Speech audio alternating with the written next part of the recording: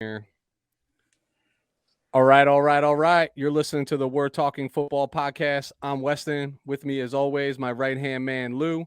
Lou, it's that time of year, partner. We enter into the free agency period, the period that we love so very much. Feels like Christmas Eve for the next few weeks, heading into the football season. Tonight, we're actually going to begin by covering teams in the NFC and AFC South. But before we jump into festivities, because there is a lot to cover this evening, we are joined by a very special guest, our friend, your friend, Coach Dwayne, who is the host of the Sports School podcast. We know him and you know him as a diehard Atlanta sports fan, but he is certainly knowledgeable on all sports. I mean, we were literally just talking MLS before we kicked off the show this evening. Dwayne, just so glad to have you join us. Really appreciate you carving out some time for us tonight, man. Oh man, I appreciate it. Yeah, we were talking MLS, and Lou looked like he was about to go to sleep. Yeah. We had to stop. Lou's not much of a soccer fan. That's fine. You and I can rap about that on another show entirely. I grew up playing soccer. Let's just call it European football, or football as the rest of the world knows it, outside of our own country. But I'll digress. Hold on. To my defense, I never really had a soccer type body. So that's why I was never really into soccer. I never played it growing up. So I don't know why. I just was a little slower than other people, when I was younger. Can't tell why. Dwayne, you hear that sarcasm coming out Absolutely, as he was mentioning prior to the conversation? Yeah. All right. So I'm going to steal Dwayne's line, and I'm going to say, since Dwayne's joining us tonight, class is in session, folks. We're going to start with some free agency here. But before we begin, let's highlight the rules of engagement for this. So we will begin with the NFC South, and then we will migrate to the AFC South. For each team, we will highlight, obviously, the team, their cap space as of right now. We will identify positions of need for free agency. I think it goes without saying some of them will be addressed in the draft, but we'll talk about what can or cannot be addressed in free agency. We'll discuss teams' important free agents that are notable, some potential cap casualties for each of these teams, and eventually discuss some target free agents for each of them, right? And we'll try to, speed through some of these teams, right? A handful of priority free agents, a handful of targeted free agents, etc. Weston, just want to let you know, I'm going to need about an hour and a half on the Houston Texans. Just give me a heads up. I'm sure. Naturally, that makes sense. Yeah, that makes perfect sense. Actually, it's funny because talking about the AFC South, Lou, you're going to be covering the Jags and the Texans, and I went back and listened to our show last year in free agency, and I covered the Jags and Texans. So we are a complete opposite flip in the AFC South this go around. I think covering the Jags could be fun. That's what I thought. That was my first pick. So that was his first pick. So exactly. So we basically did like a little draft, and that was the Jacksonville Jaguars were my first pick because I'm like, oh, they're up and coming. We'll talk about it. Yep. Okay.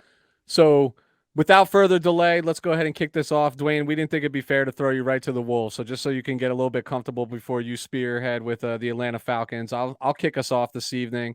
I'm going to start with the Tampa Bay Buccaneers. $2.3 million in cap space as of this moment. We'll talk about this more in detail, but I think that number is going to drastically change with Tom Brady's retirement and how they move that money, the recent retirement of Ali Marpet and how they move that money. So you're talking about $20 million and $12.7 million that count against the cap right now, which is reflected in that $2.3 million. Certainly there's no details out on Brady and how they adjust. With Marpet, they have two paths to either free up $5 million or potentially $10 million, depending upon how they shift and move. But either way, there's going to be some immediate ramifications related to that. Looking at this team, top needs, never thought I'd say this, quarterback. I think they need to address the interior offensive line, the defensive line, the running back position, and wide receiver as well. What's the summary there? That all of a sudden a team that was won a Super Bowl, was competing for another Super Bowl, all of a sudden has a ton of needs in this division. And I don't think those were the expectations going into the offseason. So they have 30 total free agents right now. I'm going to spell this out for you as simple as I can. This team is in trouble. They're actually on the verge of losing the highest 2021 percentage of snaps potentially amongst all teams in free agency. I don't actually even think they have a single running back on the roster right now. That is worth it. Oh yeah, so they have Vaughn. So they have Keyshawn Vaughn. Keyshawn Vaughn. Yeah. All right, but what I'll talk about here in a minute is some of these priority free agents. I think of the names that I'm about to rattle off on these top free agents, they're going to do everything they can to bring these names back, right, as to the best of their ability, plus or minus one or two. And a lot of these names actually represent the most sexy names by position in the free agency class this year. So who am I talking about? I'm talking about priority free agent number 1, wide receiver Chris Godwin, edge rusher Jason Pierre-Paul, running back Leonard Fournette, playoff Lenny, center Ryan Jensen, arguably the best center in football, cornerback Carlton Davis, defensive lineman Ndamukong Suh, tight end Rob Gronkowski, running back Ronald Jones Jr., tight end OJ Howard. Lot of names on both sides of the ball. Realistically, I think Gronk is gone, right? Like I definitely do not think he's somebody that they are prioritizing, but that is a big name. If Brady was still here, they'd prioritize it. New quarterback, not prioritizing it. But a lot of those names, I think they're going to be really eager to bring back and do their best to kind of rinse and repeat and find a way to shore up the quarterback position. It's crazy. Tampa Bay is like in the total opposite of where they were last year when they brought back literally everyone. Everybody. They literally brought back the exact same roster that they had to repeat Super Bowls. But we all know, and we've been watching this game long enough, that that's not typically a winning formula, right? Like sometimes you have to change things up, but on paper, I mean, they certainly looked like the bell of the ball going into how many Pinots did you have there tonight, Weston? 3.5. 3 3/4. I'm still working through that half. I just talked about how they'll be able to free up some money between those two retirements. That'll put them in a little bit of shape. I think they're going to have to actually work to restructure a number of contracts as well. When I think of like cap casualties, there's literally only one from a pure contractual standpoint to me that makes sense and has a significant impact on this. And it's tight end Cameron Brate.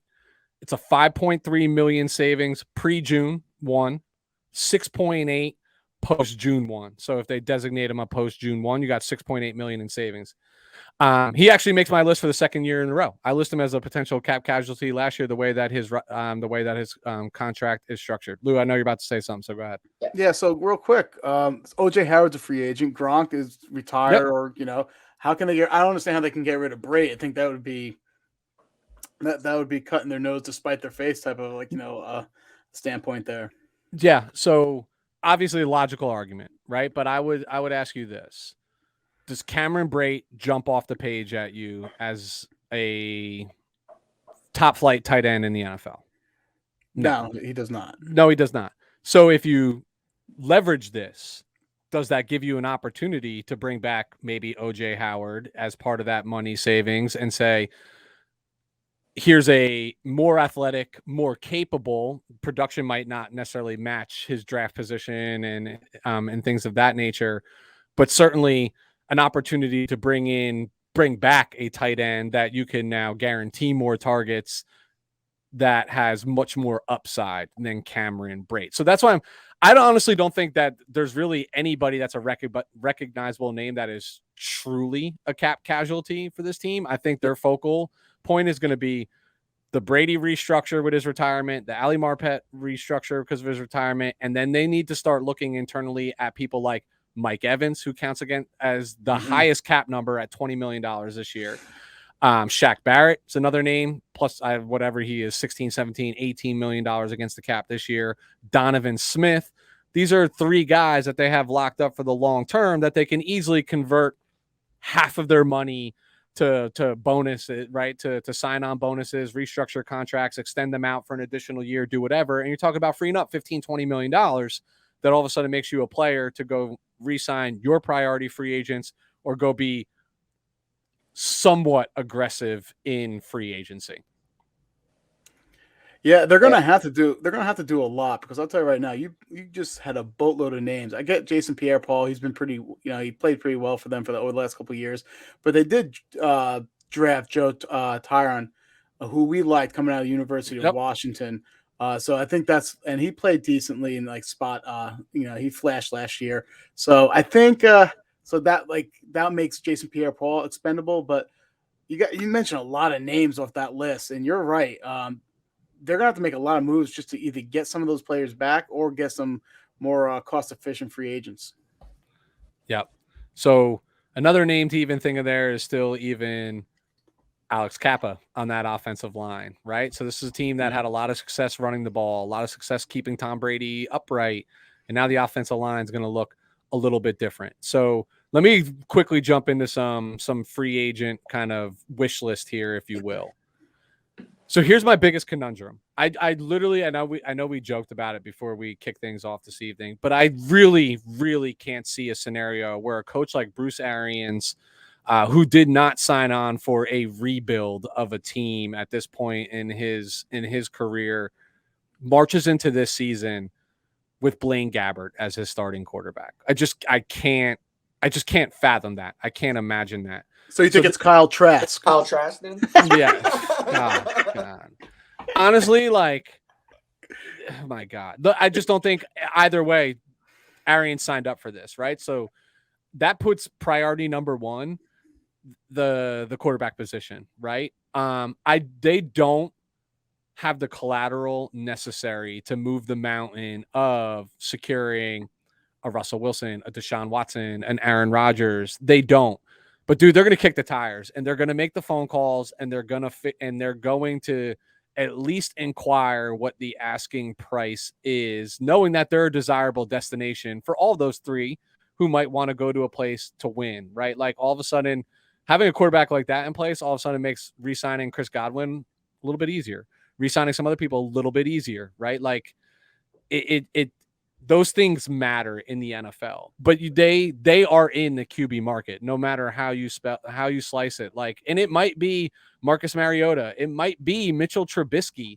All of them have more plus side to them than Blaine Gabbert or Kyle Trask at this point in his career. But you just can't sell me that Bruce Arians is going to rebuild this team, right? If this is now a rebuild, like I honestly think that he just hangs it up himself at the end of the year. Like that's not what he's here for. Like they need to be competitive, and they need to go shore up the most important position in all of sports, the quarterback position. Problem is they don't have the ability to do it, but they're going to kick the tires on all of those big names that are out there, and they're going to try to figure something out because they have to. They have no choice.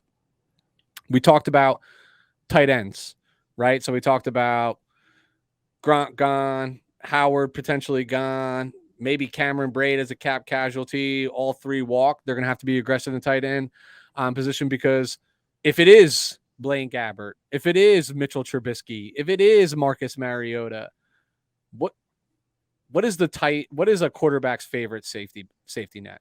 It's a capable tight end. And if they free up the money that they might be, especially at a loss with Antonio Brown gone, obviously never coming back. Let's say they can't bring Chris Godwin back. They got to bring back in a hybrid tight end type receiver type. And I think Mike Gesicki fits the bill for them as well.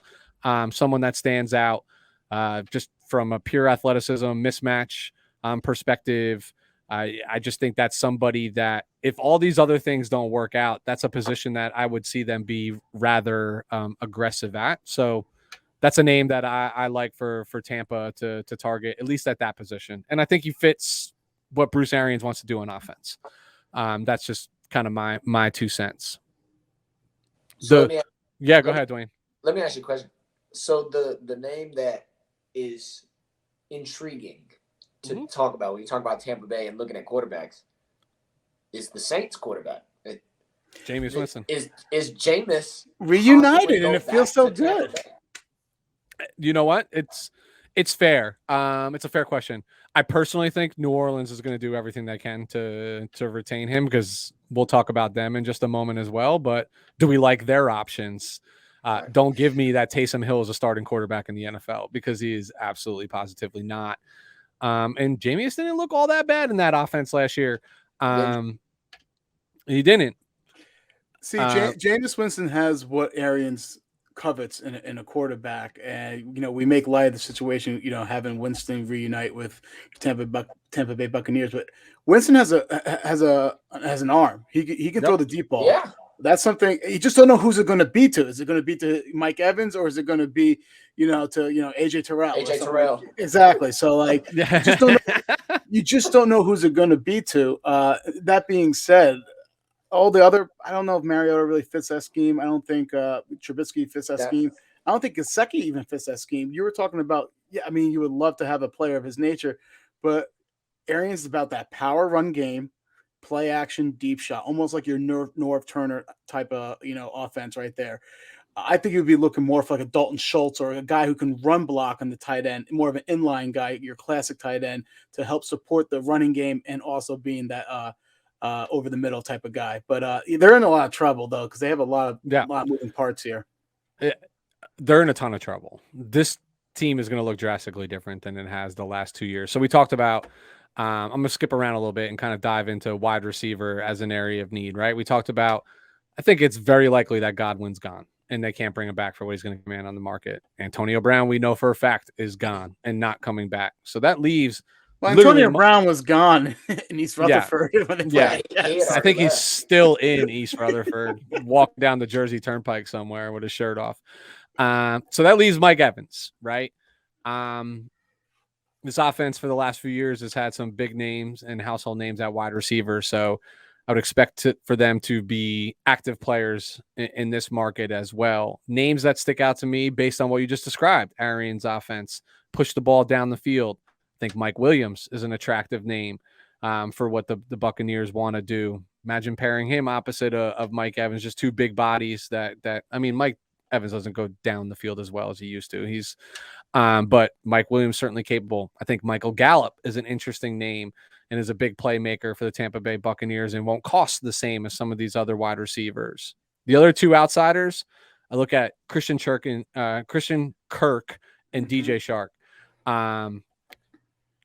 Big play guys, right? Down the field guys, explosive players, not the sexiest of names, but could be an opportunity to shore up that position opposite Mike Evans and not have it cost you $16, $17, $18 million a year. So that's the wide receivers. The final two for me, interior defensive line and offensive line. So if Sue is brought back, there's a couple of names that I think would be attractive to pair up against with Vita Vea.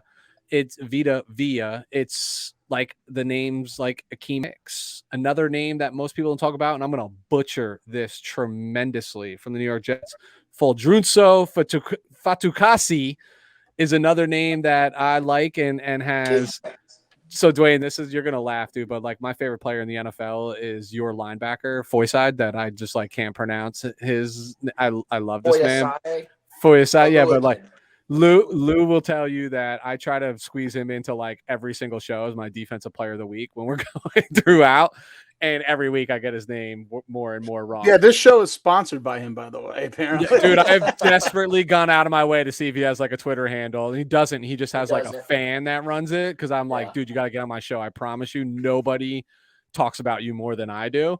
But he doesn't. But I think there's some names out there like a DJ Jones. Like, think about what Sue brings to the team, right? Sue is stout against the run, but he creates pressure.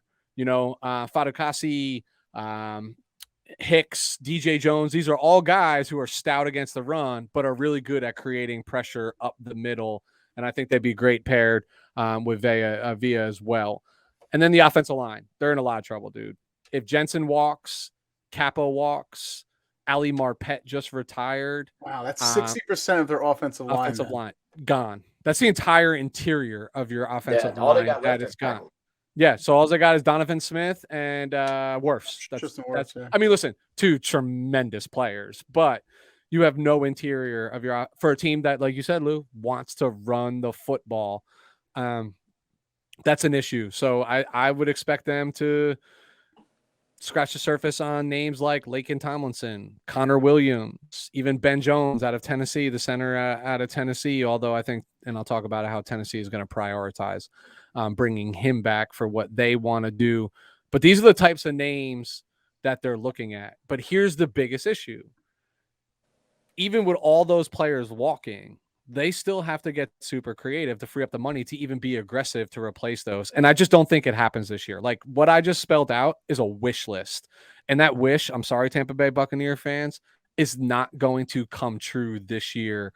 This is going to be a really tough season in Tampa. I don't know how else to spell it. This is not, with what I just spelled out and what's reality, this is not a playoff team anymore. Yeah, no, that we were talking about with Dwayne. Are no longer the Tampa Bay Buccaneers probably the favorite in the NFC South. We were just joking that hey, Atlanta might be the favorite in the South. Right, Dwayne? Like a division that's notorious for the team that finishes last place always finishes first place. The following year and stuff like that. This could be one. You could see another cycle of that. Starting this year between with all the changes of the guard in the NFC South. Yeah, no, Tampa Bay has a lot to read. I mean, they, for lack of a better term, they sold their soul to win a Super Bowl. Sure did. And they won it, so they can ride it for a 10-year. I'm jealous. It worked. They won it. It worked, and now there's the let's pick up the pieces from what's left now and move forward. Yeah. Guys, let me ask you a question. You think this was the shortest Super Bowl window of all time? 2 years? Like, think about that. Like, no, I think this year, the Rams window was like this year or it. Like, if they this year, the Rams went to the Super Bowl. The Rams went to the Super Bowl a couple of years ago, though. So, yeah, but with a completely different team. Yes, an entirely different roster for sure. All right, so I think this is a good segue. Coach Dwayne, class is in session, my friend. It is your turn. Let's go ahead and pivot to the dirty South and those Atlanta Falcons. Man. So Atlanta is in. Well, up until the last couple of days, I was going to say cap hell. It's more like cap purgatory now. They were at negative $7.3 million. Fontenot made some moves over the last couple of days, with cutting Fowler and restructuring some minor contracts. Atlanta's currently around $10 million in cap space currently. As far as their top needs go, you're going to notice a theme here. They need defensive line. They need linebackers. They need defensive backs. If a person plays defense, Atlanta needs them. I was going to say, you just named three levels of defense. So that's where we're at in Atlanta. We just need defense, as well as potentially may need wide receivers. The O-line's very, very young. Depending on which Falcons fans you talk to, they'll say the O-line's a need, but I think it's just a very young offensive line. To fix some of that cap space, Atlanta can extend Grady Jarrett, which I think is ultimately going to happen. That frees up $12 million in cap space. They could trade Calvin Ridley, which I don't necessarily want to happen. But if he doesn't want to be there and you can get a first-round pick for Calvin Ridley, I think you have to do that. Is there, since you're talking about it, let me ask you a question. Like, and obviously you follow the ATL media probably a little bit closer than we do, but is there like any indication that he wants to come back and play football? Like how that like mid-season disappearance kind of took place? So Calvin Ridley himself has just been very to himself about, he came out and he said, look, I have some mental health stuff going on, and all power to him because it takes a lot to own that. So I give him credit for that. And I've never been one that was like, oh my God, I can't believe Calvin Ridley's not playing football. And hey, if you need to get right, then get right. But other than his like initial statement, he really has not said anything. No. I never saw anything where it said Calvin Ridley wants to leave. that seems to be more of like beat writers in Atlanta with unnamed sources. So no, to answer your question, I have no idea if he wants to play football or if he just wants to leave Atlanta. I don't know. I have no idea. I know that by trading Calvin Ridley, Atlanta could possibly free up $11 million in cap space. Yeah. And get draft capital, which you guys and get draft really capital, because I think there's several teams that would give a first-round pick for Calvin Ridley. 100%. See, I think you guys, I would rather have multiple picks than a first-round pick, like a second and a fourth types, almost like what you did. Isn't that what you got for Julio? Is that true? Something like that? Yes. So I would like to Because we try got an something extra second this year. Yeah, so I would position that, especially if you are trading to like a team like, let's say, New England Patriots, who are picking towards the back end of the second round. So that's really almost like a third round pick. So I would, if I was you guys, that's what I would basically focus on, getting multiple draft capital, because you guys do have a lot of needs, because you're still making that transition from a 4-3 defense to the 3-4 DPs, if I'm not mistaken. So I feel like you guys need to really reinvent that defense right there, and you got to do it through the draft, which is a great year this way, by the way. This draft with all the defensive linemen and edge rushers this year in the draft. But we're not talking about draft. Weston said we're not. So if we were to talk about the draft, if we were to talk, that's what I would say, though. I was specifically told not to talk about the draft. That's what's in the group chat. Yes, I will. I'll bring up the text screenshot messages it and put it on Twitter, because that seems to be you guys' way of doing things. What kind of douchebag does that? Come on. But yeah, no. So trading Ridley, so extending, like, for helping with cap space, like I was saying, extending Grady Jarrett, which I think is going to happen, trading Calvin Ridley, which I think could happen, and then extending Jake Matthews, the really young, or not really young, but the young-ish left tackle for Atlanta. That frees up $9 million. There's always the extending Matt Ryan, but I don't think Fontenot wants to redo what New Orleans did with Drew Brees, so I think Matt Ryan's just going to play out these last 2 years of his contract. I don't think anybody's trading for that contract. I feel like that's the question that I'm about to be asked, looking at Weston's face. Does anybody want to trade for Matt Ryan? No. Nobody wants to trade for Matt Ryan at $48 million. I just can't. How do you roll? Like, it is such an 800-pound gorilla to address. Like, it like hamstrings your cap. I mean, I've multiple times on this show, Dwayne, I've talked about how there's never been a team that has ever won the Super Bowl when their quarterback accounts for more than 15% of the salary cap. And I'm not saying that as an Atlanta Falcons fan, you're coming in saying that, hey, we have a shot to win the Super Bowl in 2022. I know you're not saying that at all, but it's just like, but $48 million cap number is a balloon. It's the biggest cap hit in NFL history, isn't it? I think that's what I read. It's 23% of the salary cap. Yeah, that sounds about right. And at the time, Atlanta had to give him that deal. At the time that he was given that contract, they kind of had to. And now you're in that situation where you can do what New Orleans did with Drew Brees, and you can just keep pushing it out and pushing it out, pushing it out. Or you can bite the bullet for 2 years, and which is what I think they're going to do. Again, I was told not to talk about the draft, but I don't think there's a quarterback worth taking at 8 in this year's draft. So I think you play it out. And if you guys want me back to talk about Falcons draft when y'all do the draft, you'll be back. You'll be back. Don't worry. You'll be back. But yeah, so some priority free agents for Atlanta. And I kind of put them in the order that I think they need to be prioritized. Cordero Patterson, I think, has to come back, and he has said on numerous occasions he wants to come back. I think what he did for the offense, just playing I think he wants to be Deebo Samuel when he grows up, just playing in the backfield and then playing as a wide receiver and just being able to be a check down option. Isaiah Oliver, a defensive back who a lot of guys before last year were thinking maybe Isaiah Oliver doesn't come back. He, before he got hurt, was playing probably the best he has played in a Falcons uniform, playing that nickel corner spot for Dean Pease, where he was blitzing, he was dropping in the zone, he was manned up sometimes. He was just, you never knew what Isaiah Oliver was going to do. And then he tears his ACL.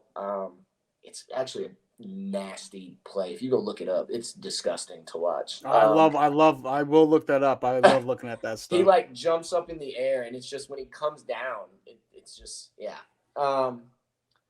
I put Foyesade Oluwakin third as he should be number one, by the way. He's number one in my heart. He's number one in your heart. Yeah.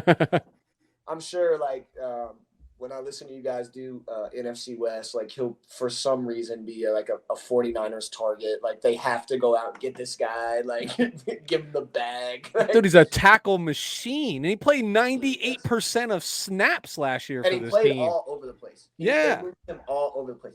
Out of Yale. Yeah. Came from Yale. So he can adapt to any playbook. Yeah, he probably already knows it. Yeah. I sent it to him. Don't worry, he's right on board. Yeah, and then I have Russell Gage as a priority free agent, just because outside of Frank Darby, who was Atlanta's 7th round pick last year, they don't have a wide. If you don't count Calvin Ridley, they don't have a wide receiver on their roster right now, outside of Frank Darby, who played 2 snaps last year. So it's not good. Maybe they're gonna run the wishbone. As a Georgia Tech fan, I would love it. I run triple option with my school that I'm the offensive coordinator for, but I don't run wishbone. I run it out of shotgun. But okay. Cap casualties. Mike Davis has to go. Just absolutely has to go. He destroyed Atlanta when he played for the Panthers, and then he had destroyed Atlanta when he played for Atlanta. So. That frees up $2.5 million even after cap penalties. Tyler Davison, who they cut last year and then re-signed, needs to be cut again. He didn't do anything this year. He was inactive for several games. That could free up $3.7 million. And then a guy that I like, but that I think could be a cap casualty, is Kendall Sheffield, a defensive back who was drafted by Dimitroff and Dan Quinn, when Dan Quinn was like, I just want fast guys, like draft all the fast guys.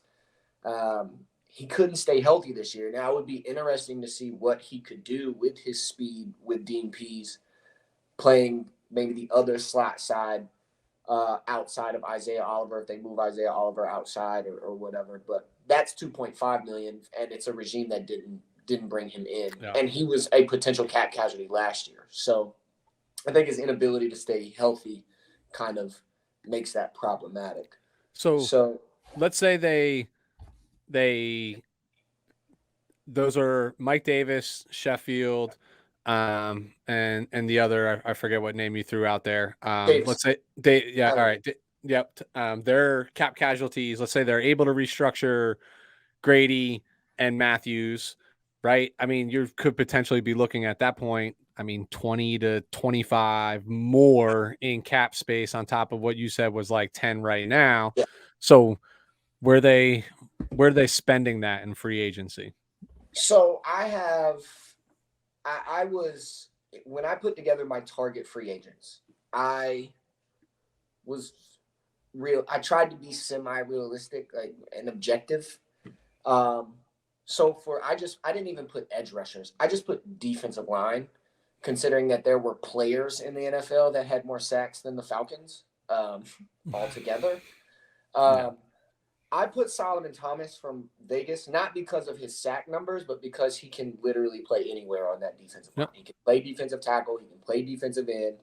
If you want to move Grady Jarrett inside against certain teams, if you want to play Grady Jarrett outside in that 3-4 scheme, which I think is where he's actually probably best at, if you're going to run a 3-4, he can fill all of those roles. And I think he only had 3.5 sacks this year. I think he had like 20 tackles.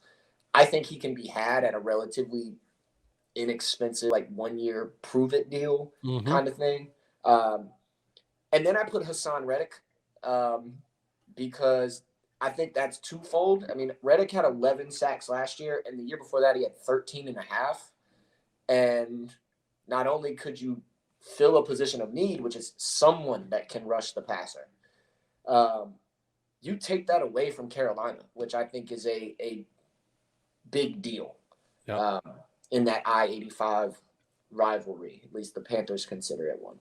At safety, I have Marcus Williams, a young safety who, again, it's twofold. You can take him from New Orleans. He only had 2 interceptions, but he had 74 tackles. And I think his size, his combination of size and speed, allow him to move all around in what Dean Pease's offense, which is like, we're going to blitz, but from where? And I think he can do that. I also had Justin Burris. And guys that listen to my show or know me, me and Justin went to high school together. So not only would I just like for him to play for Atlanta, but he's 6'2", and he's a safety. He's 28 years old. He played corner at NC State. I think he could be a perfect kind of nickel safety if they wanted to play big nickel, a guy that can come in and he's great against the run. He was great against the run for Carolina. He's great against the run for Cleveland. So I think in a big nickel situation where teams are running, but they're doing it out of pass sets, a guy like Justin Burris with that size could fill that role. At corner, I said, again, another guy on just like a prove-it deal, like Patrick Peterson. Older guy who can fill multiple roles. Again, he can play corner, and he can mentor A.J. Terrell, who I think gets slept on in the NFL. Highest PPF grade, was a few percentage or decimal points away from Jalen Ramsey. Jalen Ramsey was playing with Aaron Donald. A.J. Terrell didn't have that guy. And just to clarify, Donald's like the 6th or 7th best defensive player in the league. Thank you for that clarification, Lou. It's documented now.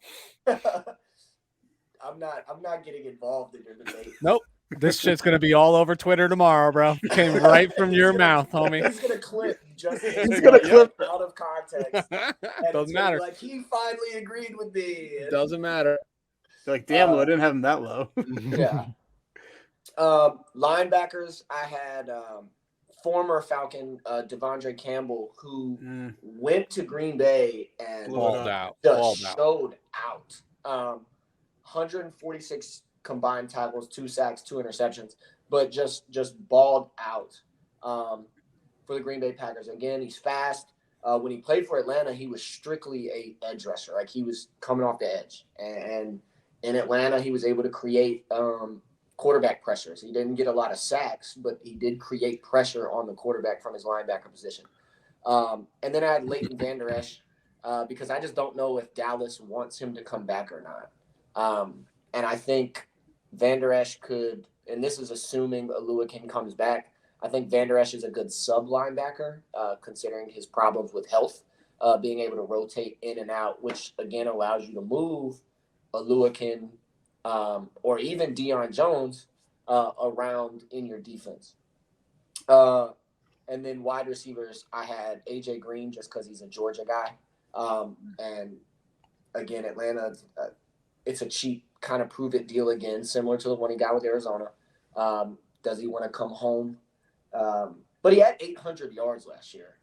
But it was very pass happy offense. And then the guy that I would like is one that you mentioned for Tampa Bay. I would love to get Mike Williams. I would absolutely love to get Mike Williams. I think I was on Twitter with Lou talking about if the NFL did sign in trades like the NBA does, like some sort of Calvin Ridley, Mike Williams trade would make sense. Yeah. Lou sold. So Dwayne, Lou came back on Twitter and was like, no, the Chargers don't make moves like that. They don't make smart moves. But all kidding aside, when you drop Mike Williams' name in Chargers Twitter, it's probably one of the most bipolar conversations. People either want him back or people's like, you can't spend that much money on this type of player. That's the Matt Ryan. So he's the Matt Ryan of Chargers Twitter. I mean, that's how Falcons fans are about Matt Ryan. Like, they forget that guy like took him to the Super Bowl and like, MVP they weren't of the relevant. league. Yeah. They weren't relevant. Like, Joey Harrington was the quarterback before him. Like, Byron Leftwich started some games for Atlanta. I think let's call this what this is, Dwayne. Right? Like, as we try to be realistic too. I said it before, right? Nobody's coming in as an Atlanta fan or should not be like, hey, this is a team that is seriously competing for Super Bowl 57. Like, not happening. But I do think with a new regime and new scheme, like, a lot of their offseason is the draft is going to be the focal point, right? To find 3 to 4 quality starters, most likely on the defensive side of the ball, that you can introduce right into the equation. I'm sure a litany of undrafted wide receivers and let them go out and prove themselves. That's kind of what the offseason feels like. But I do think there's an opportunity here if you make those moves in terms of just freeing up more cap room to maybe find 1 to 2 young pieces that this regime believe in for the future, right? Like, I don't think it does Atlanta any good to go sign these 35-year-old veteran, like, you know what I mean? Like, let's find some young talent that you can get on the field and just get them reps and let them play and let them prove it in the league. It feels like that type of year for Atlanta. That's why the older guy, like the AJ Greens and the Patrick Petersons AJ Green, it's because just he went to the University of Georgia. Of course. Patrick Peterson is more of a mentor Terrell. That's his biggest value. Work with Terrell. Yeah, and I think that could be great things. I'm gonna throw one more name at you. Yeah, go ahead. And it's gonna sound crazy, but the guy just absolutely impressed me this year. I would love if Tyler Huntley was Atlanta's backup quarterback. In the situation he was in Baltimore, to come in and he threw for 1,000 yards this year, I believe. I'd be shocked if Baltimore let him go, though. They would be, but if they do, I think they would be crazy to let him go with Lamar Jackson's. Just the way Lamar Jackson plays, his contract issues. Get hurt. Yeah, but I would love if Atlanta could find a way to go get Tyler Huntley as a backup quarterback, because Matt Ryan's the only quarterback on the roster right now. Somebody's got to be his backup, and I would rather it not be Josh Rosen. Yes. So that. And I know Atlanta fans want Cam Newton, and I just don't. No. I just don't want no.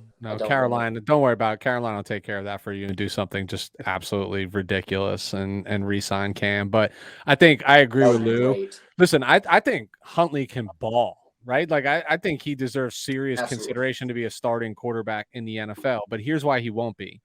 You just mentioned like Lamar's playing style, and the best part about Huntley is if Lamar gets hurt and goes down, the one thing that you saw, and we've talked about this, is you don't have to change the offense. Not even a little bit. He can run Lamar. Not even a little bit. He can do all. He does all the same things, just not equally as well, but well. You know what I mean? But and that's a huge, huge advantage. Yeah, but that's a huge advantage, right? Like, you talk about like Matt Ryan and Josh Rosen, like, on paper, they feel like they have the same skill set, right? Like makeup of individual. But the reality is like Matt Ryan goes out, Josh Rosen comes in, you just throw your offense out the window, right? Like, now it's just like, hey, the first 2 pages of your playbook, right? Like, you're not even getting in any depth. Right. Where like Huntley is just like, dude, look at Baltimore's offense.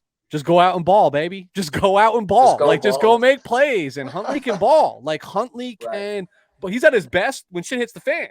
Same with Lamar, right? Like, just scrambling around in that backfield. Although he surprisingly gets sacked way more than I thought he would. But nonetheless, that's why Huntley will be a Baltimore Raven probably for as long as Lamar Jackson is in Baltimore. As long as Lamar Jackson's there, yeah. No, that's why I said I don't think it's – I agree with Lou. I don't think Baltimore lets him go.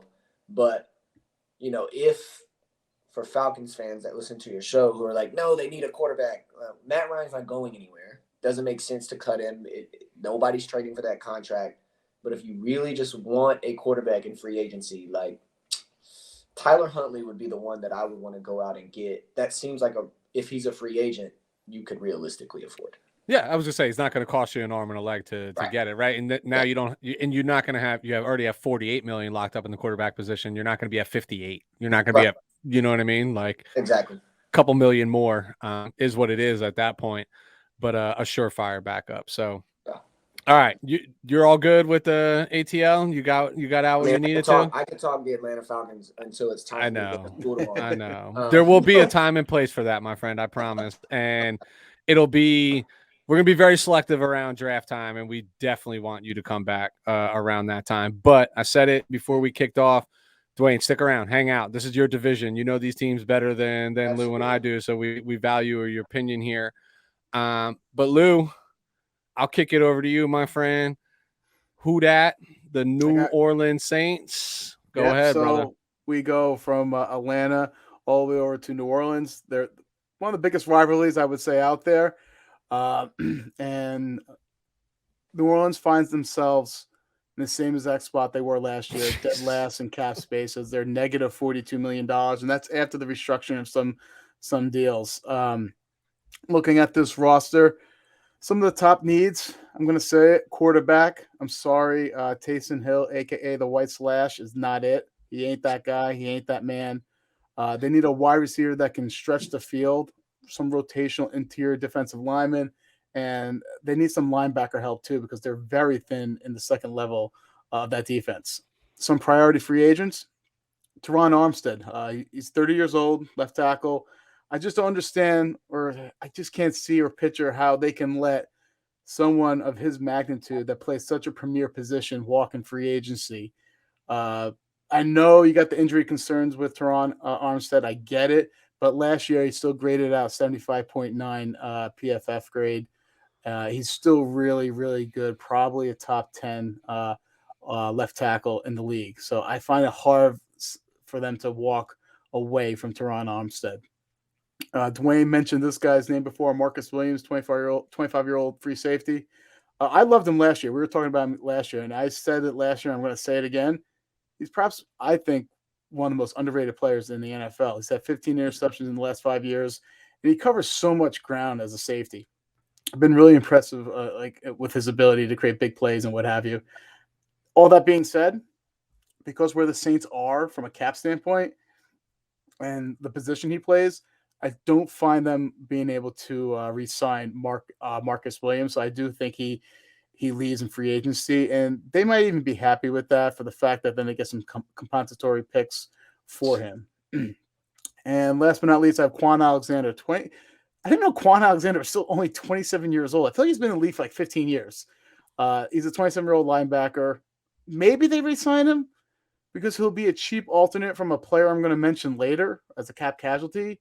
He did have 50 tackles last year, 3.5 sacks, and is familiar with that defensive scheme. So he might come cheap too. So Juan Alexander is another priority free agent that they could re-sign on the cheap. Can I jump in here?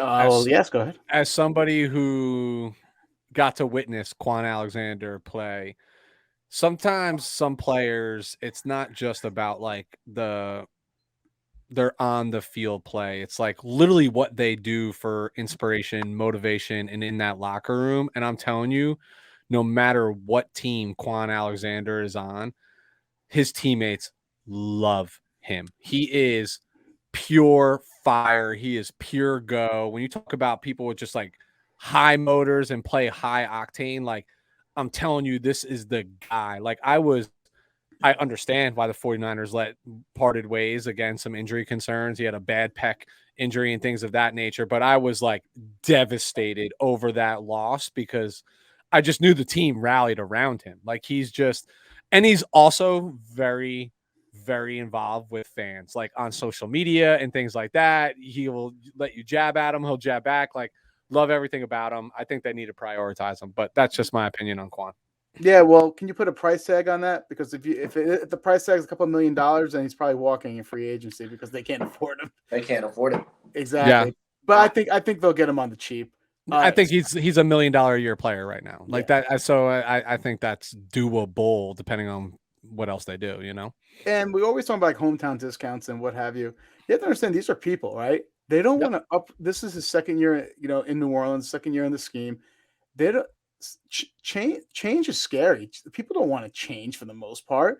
And you think he was going to want to uproot like himself, his family to go to another place for playing for pennies too, as opposed to just staying in New Orleans and taking that hometown discount. So yeah, when we're talking about like possible free agents and re-sign with teams, you have to take the human aspect, I think, into the into this offseason period because I think it's real.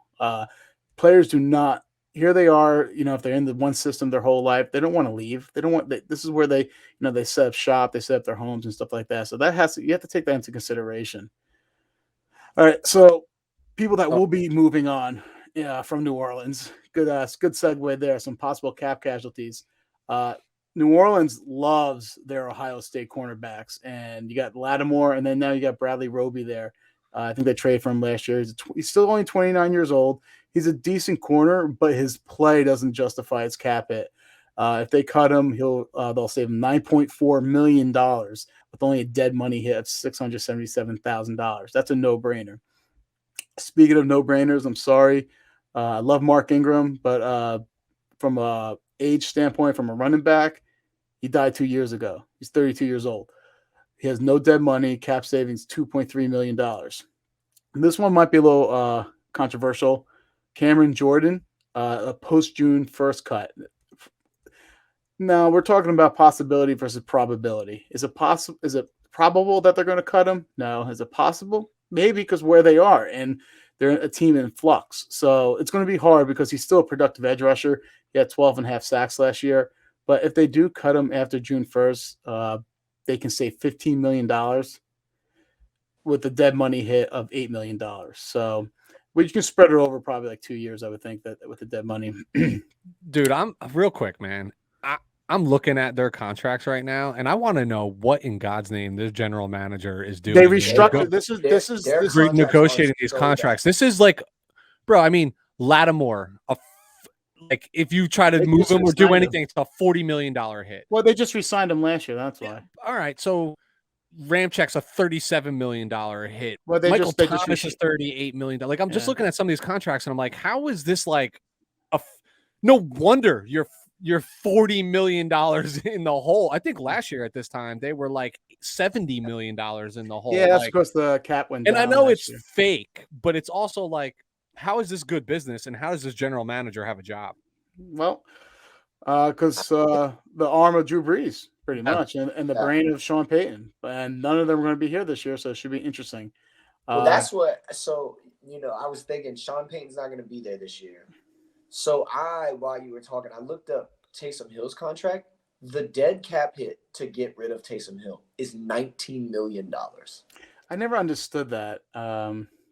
That's something I'll just never wrap my brain around. I don't understand the infatuation. Was it arrogance from Sean Payton? Like, hey, I can make this guy play.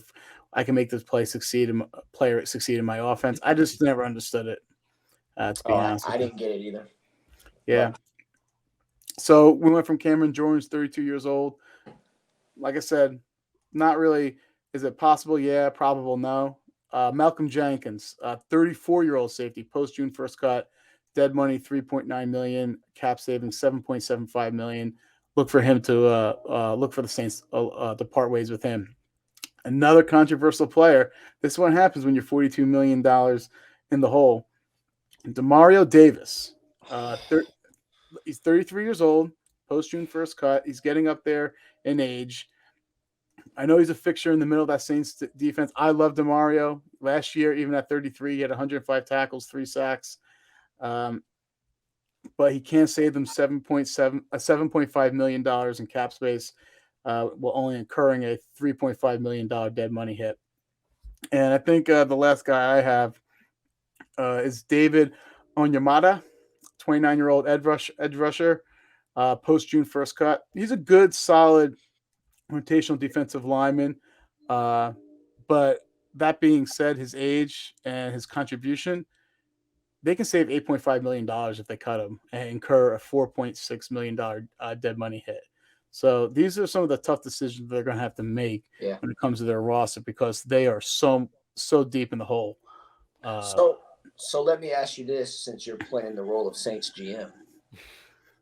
If they do, I quit. By the way, I just quit. You just quit? Okay. Yeah, me and Sean Payton, we were a package deal. Package deal, got it. Yeah, I wouldn't have hired Dennis Allen. Yeah. So again, as a Falcons fan, I tend to be biased, but looking at it unbiasedly, if the Saints, because you had Teron Armstead as the number one guy they need to re-sign, did you list them off in order?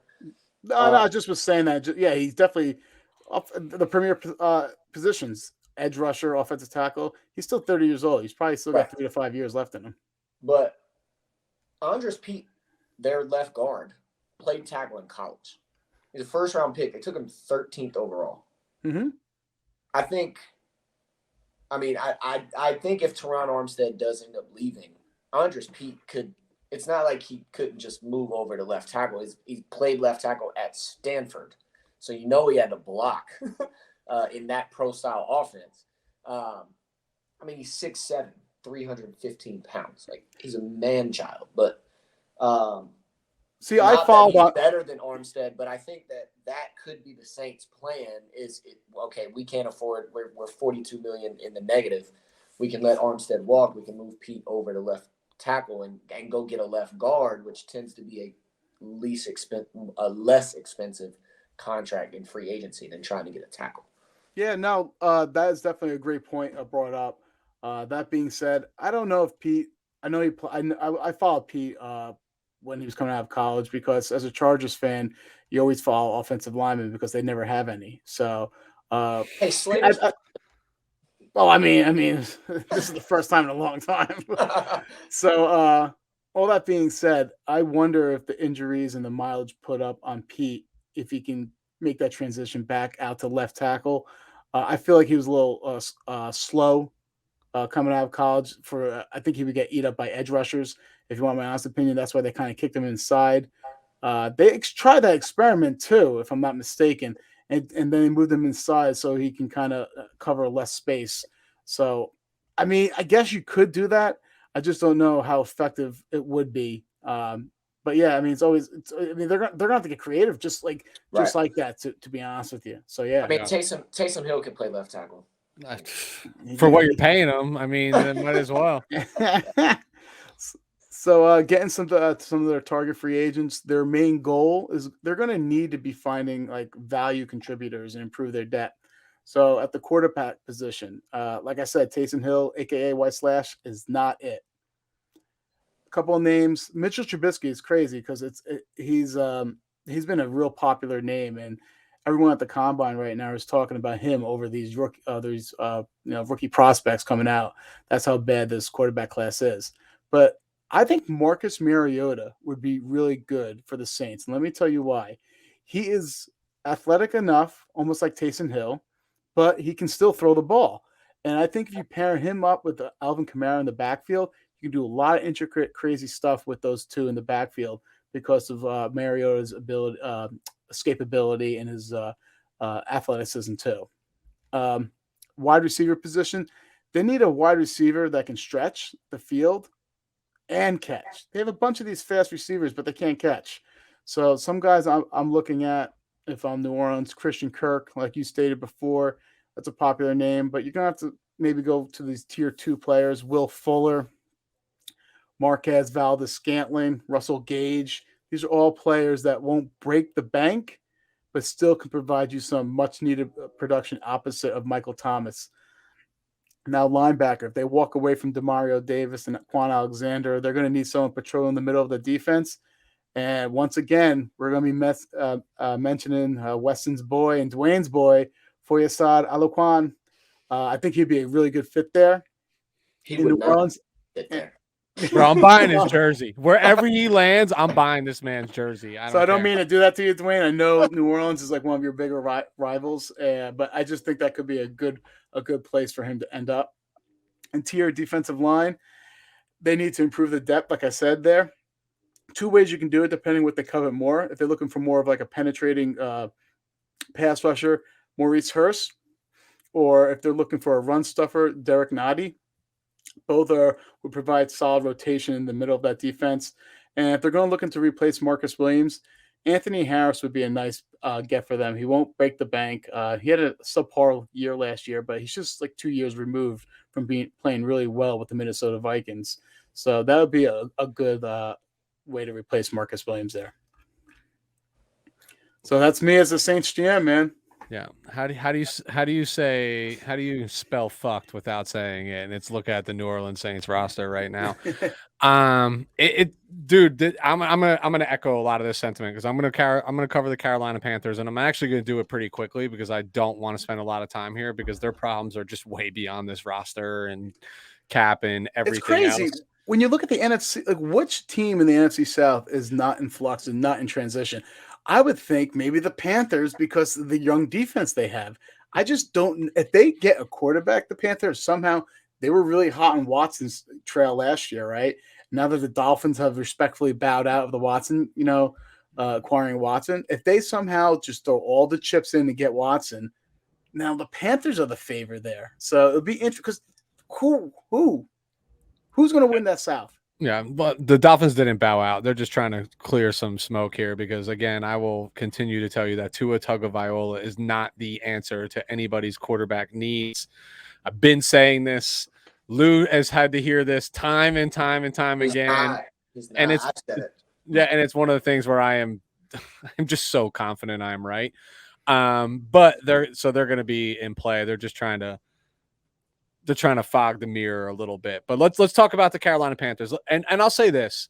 I feel like the NFC South for the next 2-3 years is going to feel a lot like the NFC East did for a little while, right? Where like the winner, but the winner gets a home playoff game, right? And it's there for anybody's taking, like anybody's taking. And do you know where I give the nod? I give the nod to the team that's got the best player at the most important position in the NFL. And it's the quarterback. And they have Matt Ryan. Like, Dwayne, I agree with you. People quickly forget what this man is capable of and what this man has done. What makes him unattractive is he carries a $48 million cap hit and you can't do anything else around your roster. But we've all been watching the NFL for a long time, and a really, really good quarterback can mask a lot of other problems, right? If you just find a piece or two. And they have the closest thing to an actual solution at that position or stability at that position in this division right now. So let me get into the Carolina Panthers.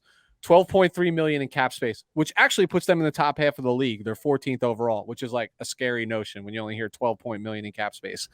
Needs linebacker, running back. And I know everybody's like, oh, they got Christian McCaffrey. Well, homeboys played 10 games in 2 years. So no, they don't have Christian McCaffrey, and it's a real problem when he's not there. Safety, quarterback, offensive line. They have 26 free agents of their own. I honestly don't know what's going on in Carolina. Like, we've all heard about the discord behind the scenes. What was going to happen to Matt Rule? Like, was he going to make it through the season? Blah, blah, blah. He's made it through the season. Let me make a guarantee to you right now. He won't be there at the end of this season. Like, that's what's happening in Carolina, and the writing's already on the wall. So it's really tough to walk into it. It's like the Chicago Bear syndrome. We all knew Nagy was gone at the end of the season. And like you're faking it for an entire season. That's really just hard to build morale. And it's hard to bring in free agents to impact your team when they don't know if the person who wants to bring them in is even going to be there the following year and be there to compete. These things all happen. Like, are taken into account. Would that make Ben McAdoo the interim head coach? Oh my God! And how great would that be? Oh how amazing would that be? Oh my God, McAdoodle. The only thing better than that would be if it was Jim Tomsula. Hey, we will not tolerate Jim Tomsula. You can slander Chip Kelly all you want. We will not tolerate Jim Tomsula slander on this podcast. Period. Jimmy Tomsula is my boy. He had no business being a head coach in the NFL whatsoever, but he's one of the best damn defensive line coaches you will ever meet in your entire life. That being said, we already know what we know about Carolina. Like, QB plays suspect. It's been suspect, whether it's Bridgewater, whether it's PJ Walker, whether it's Sam Darnold. It's an issue nonetheless. Big contract players didn't pan out. Robbie Anderson is a prime example. They paid him top dollar wide receiver money for minimal production at best. Like I've said with every team so far, is their problems are not going to be solved this offseason. Like, it's nothing is going to make them uber competitive overnight. I already joked how they're going to do something stupid like bring Cam Newton back and hope that like that works out. I expect coaching changes and shakeups after the season. Priority free agents. we talked about this individual, and you mentioned him, Dwayne, about somebody that you would love the Falcons to target is Hassan Reddick.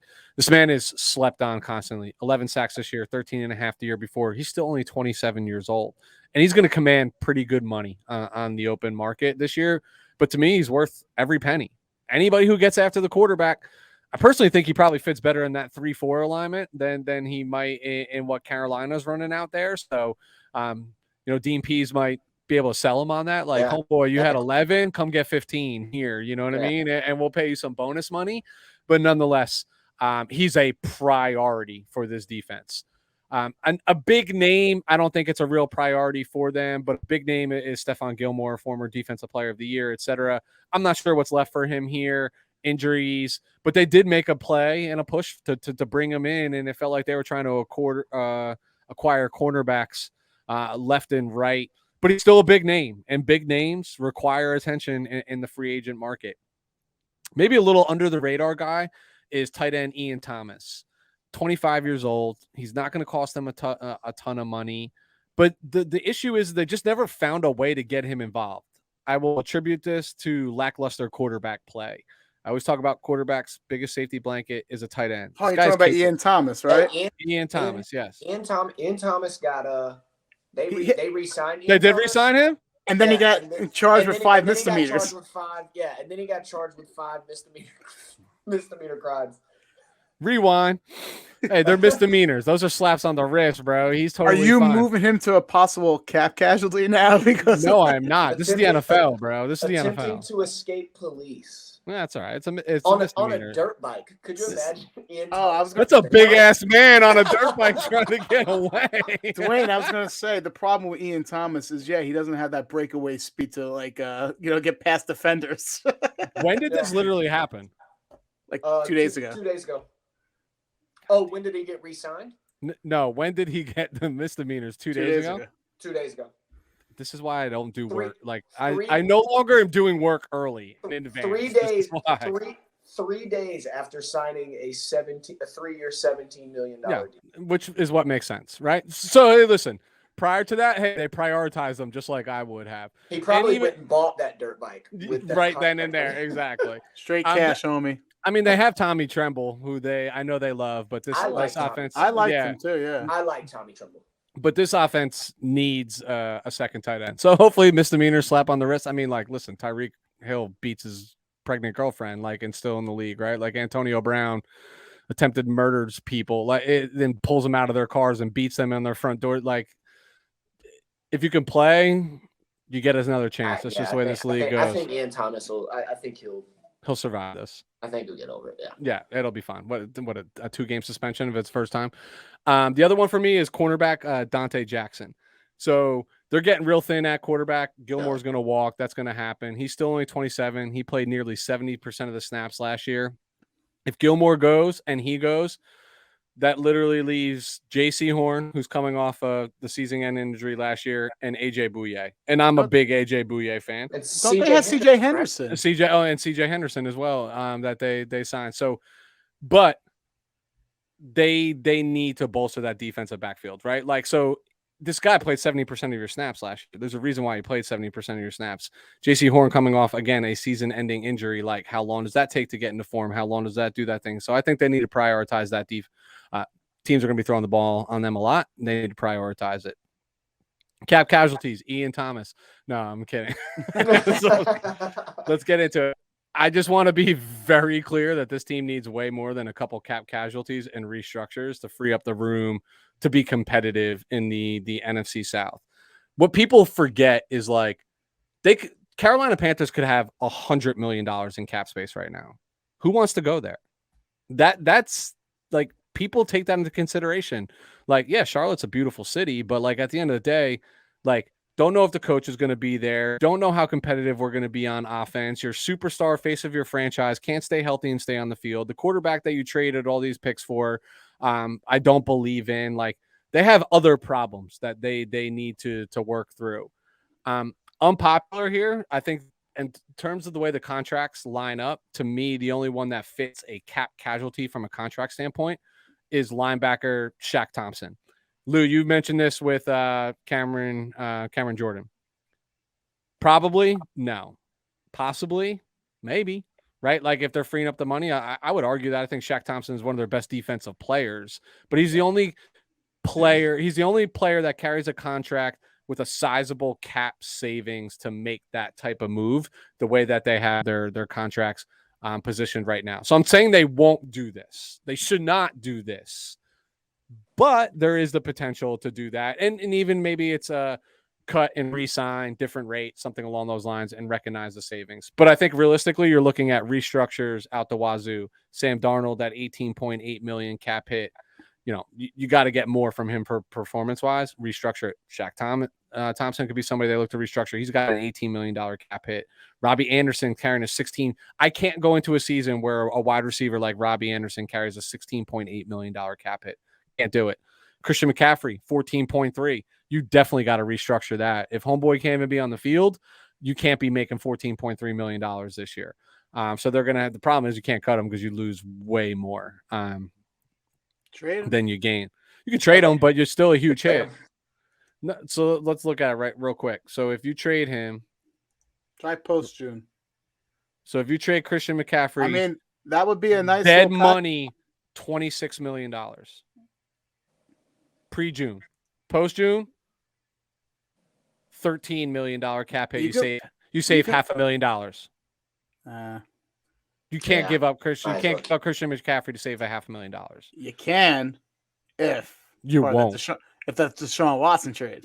Yeah, and you know what? Hey, Houston Texans are your team. They would gladly take Christian McCaffrey just like they did David Johnson, and give up Burkhead, just the best Mark receiver Ingram. in the NFL. Yeah, what are we doing here? All right, so top target free agents for me. I mentioned earlier offensive line as an area of need. So first thing I'm looking at tackle Joseph Noteboom, who's 26 years old, coming out of LA. He's played swing tackle for them for a little while, and when he was called into action, did it pretty well, especially down the stretch when Andrew Whitworth was missing time. I think this could be an affordable boost to their offensive line. And again, under that same vein where I was talking about with Dwayne with the Falcons, like finding somebody that's young that you can still get a couple years out of and make that investment and let them play and get recognizable playing time. So Noteboom would be one for me. The other one I'd be aggressive after is Ben Jones, the center coming out of Tennessee. Yeah, he's a little older, but this man has literally just gotten better as he's gotten older. Like he hasn't hit his back nine, and he's 32 years old, in my opinion. Actually, from PFF grade perspective, his last 3 years of his career have been the best 3 years of his career, and it continues to go up. And he comes from Tennessee. He plays that physical brand. You know, Carolina's going to have to run the ball, you know, whether it's with Chuba Hubbard, Christian McCaffrey, whomever it is. That's kind of going to be the best. That's going to be the closest thing to a winning formula for them. Some other players I'm targeting is maybe edge Charles Harris, 26, had a bounce back season in 2021, 6.5 sacks. He's pretty much been a journeyman, cheap addition here. That's young. That maybe you can get some upside from him. Another edge rusher I'm thinking about if I really wanted to be aggressive is Emmanuel Ogbah, who's 28. He could be very interesting pairing next to Brian Burns on opposite ends of that defensive line. But I think he's coming off a 9-sack season in Miami, so he's going to command decent money. When you get to these guys 8, 9, 10, 11 plus sacks, they command money. Edge rushers command money. So, you know, he's going to be a little bit more expensive. Again, back to the offensive line, maybe someone like Connor Williams coming from a physical offensive line like you see in Dallas.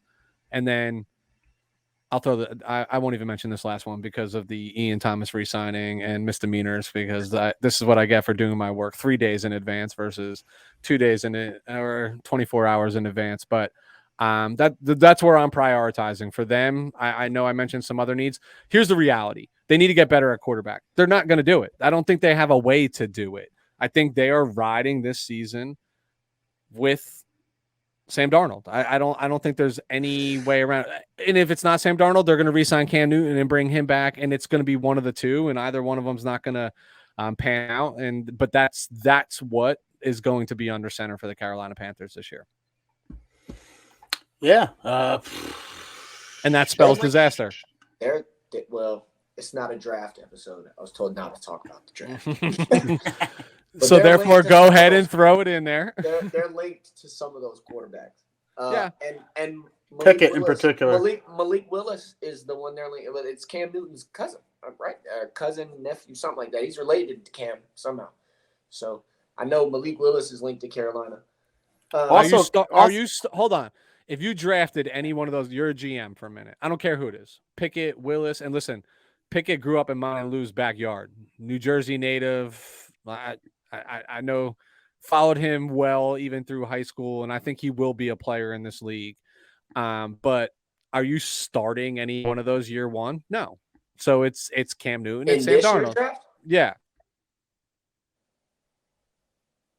Is there a quarterback that you are confidently putting under center day one? If I know he's healthy, I think Matt Corral from Ole Miss could be that guy. Okay. But I'd say no. I say there's nobody that I'm drafting in the first.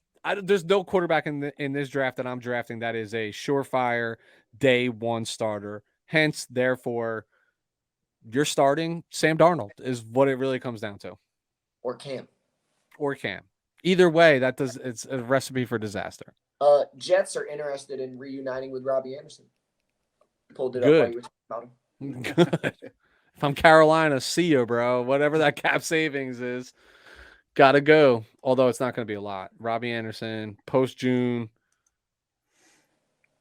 I think it's like post June is 5. Pre June is a $15 million cap hit and only a $1 million savings. Because you got to remember, even if you trade, dude, even if you retire in the NFL, like the teams, this is what baffles me. Like Ali Marpet, Tom Brady, like these guys hang it up. Their choice, right? Like nothing else forced them. It's not an injury. It's anything. They hang it up, but they're still due. And not even they're still due because they might not get any of that, but it still counts against the cap in some capacity. Yeah, it doesn't make sense. Not even a little bit. Not even a little bit. All right. So this is where we transition. Yeah, so let's Dwayne, you sticking around with us? You hanging out? Yeah, I'm hanging out. I'm waiting I'm really invested in the Houston Texans talk. So. Really? No. I thought you were dead ass serious. Dwayne's like, if I'm being honest with you, Dwayne's like, I've been having trouble sleeping these last couple of nights. So I'm just gonna hang out. I'm just gonna put my headphones on when I listen to you talk about the Texans and just get some good C's. What AFC South? AFC South is what you talking NFC South and AFC South, right? Yeah. Yep. Yeah. I'm interested in pretty much most of it. Houston's not one of them. The Jaguars offseason, like I said, I don't know if I said it before or when we were recording, is one of the more fascinating potential off seasons to look at. Although it's Trent Baalke, so it will end up being terrible. I'll tell you everything you need to know about Trent Baalke. You did on my podcast. That's right. Shameless plug. Yes. Shameless plug. At Sports School Pod. You can follow him on Twitter. This is Coach Dwayne. All right, Lou, you start us off then. So yeah, let's leave the inferior conference and transition to the better conference in the AFC, in particular the AFC South. We're leading off with the Jacksonville Jaguars. Jacksonville finds itself sitting pretty, second in the league in cap space at $56.8 million. Their top needs are wide receiver, tight end, left tackle, left guard, linebacker, and cornerback. Priority free agents. Looking at this roster, there wasn't too many glaring, that stood out to me. Could you say Cam Robinson? No, you can't. I was actually shocked last year how they tagged him.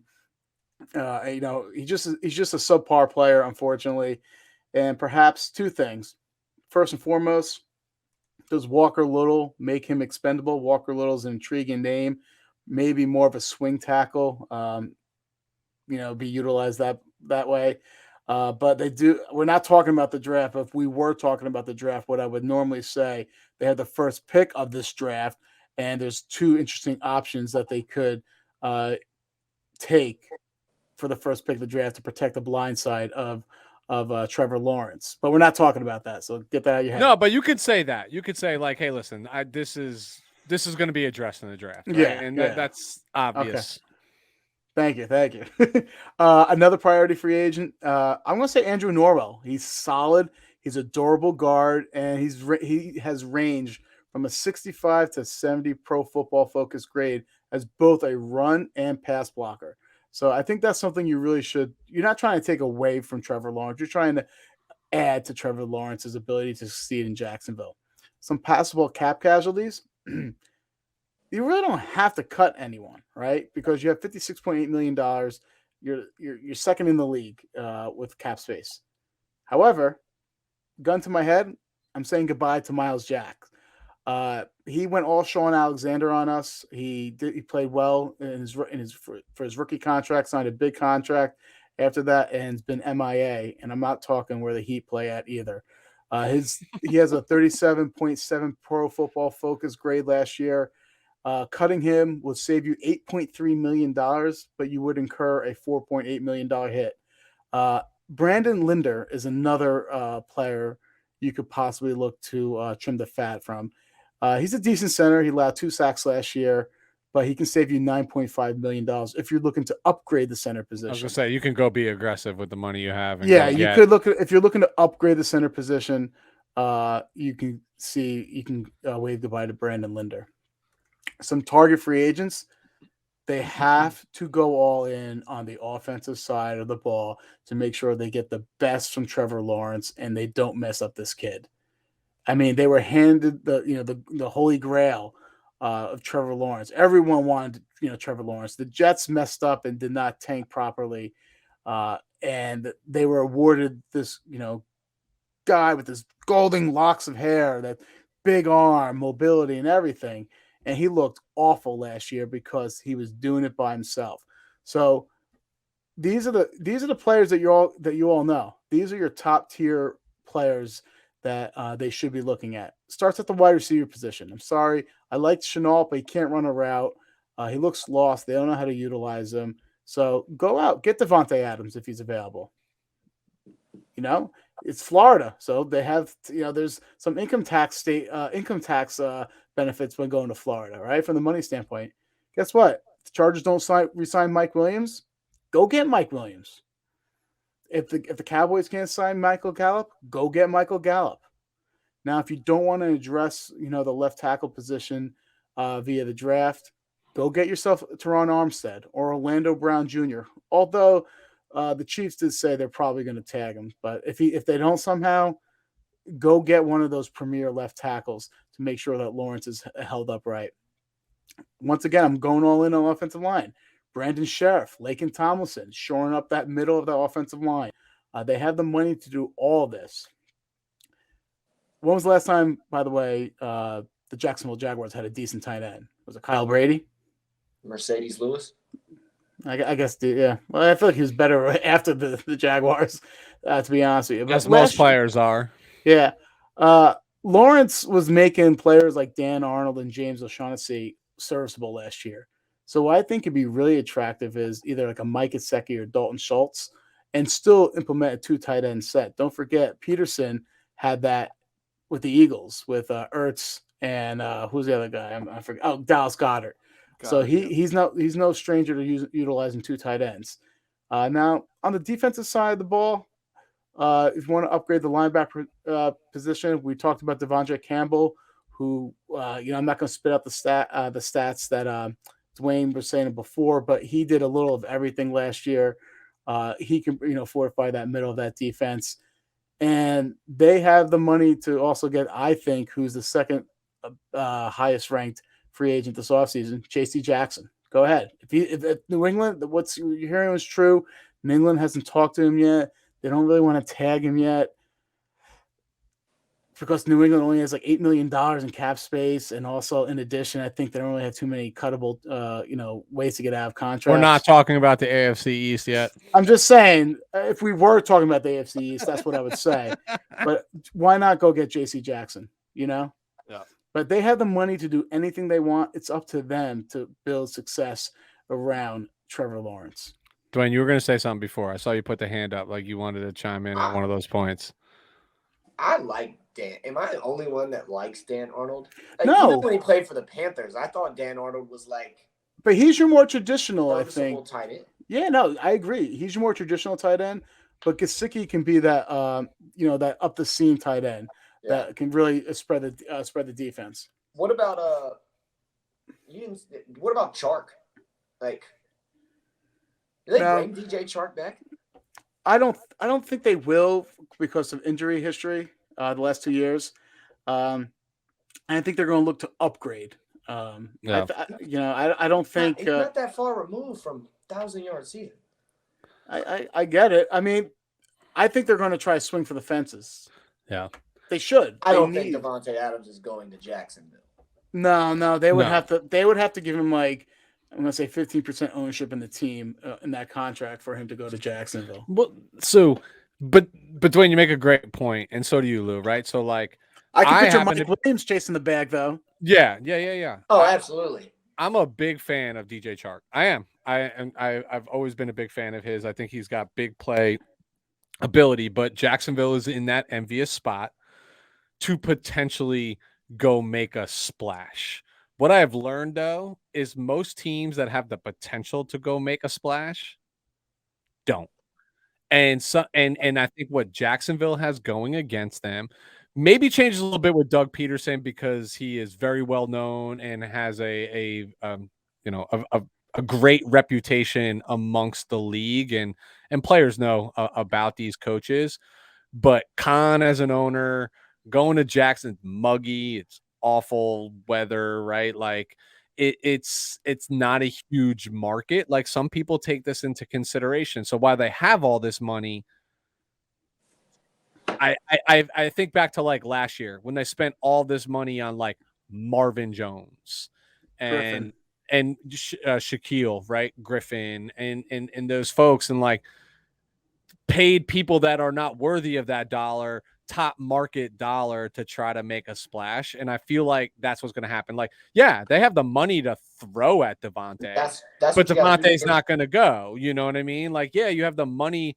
Mike Williams is a player that I totally see 100%. Taking the bag. Taking the bag.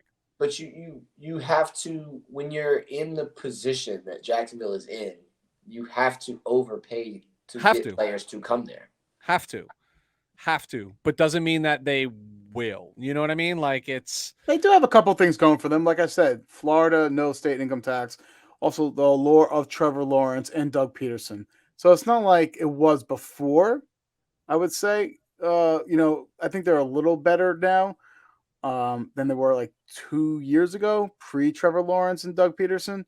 But you're right. You're going to have to overpay. You're going to have to overpay them. Yeah. To bring them to you. You gotta find those selfish people. Well, I don't want to say the word selfish, but you gotta find those people that are just there for the money. Not just there for the money, that they want. It's their time to get paid, and they're tired of playing second fiddle. That's why we're saying Mike Williams. He's always been wide receiver 2 on the Chargers, never wide receiver 1. It's time for him to get paid.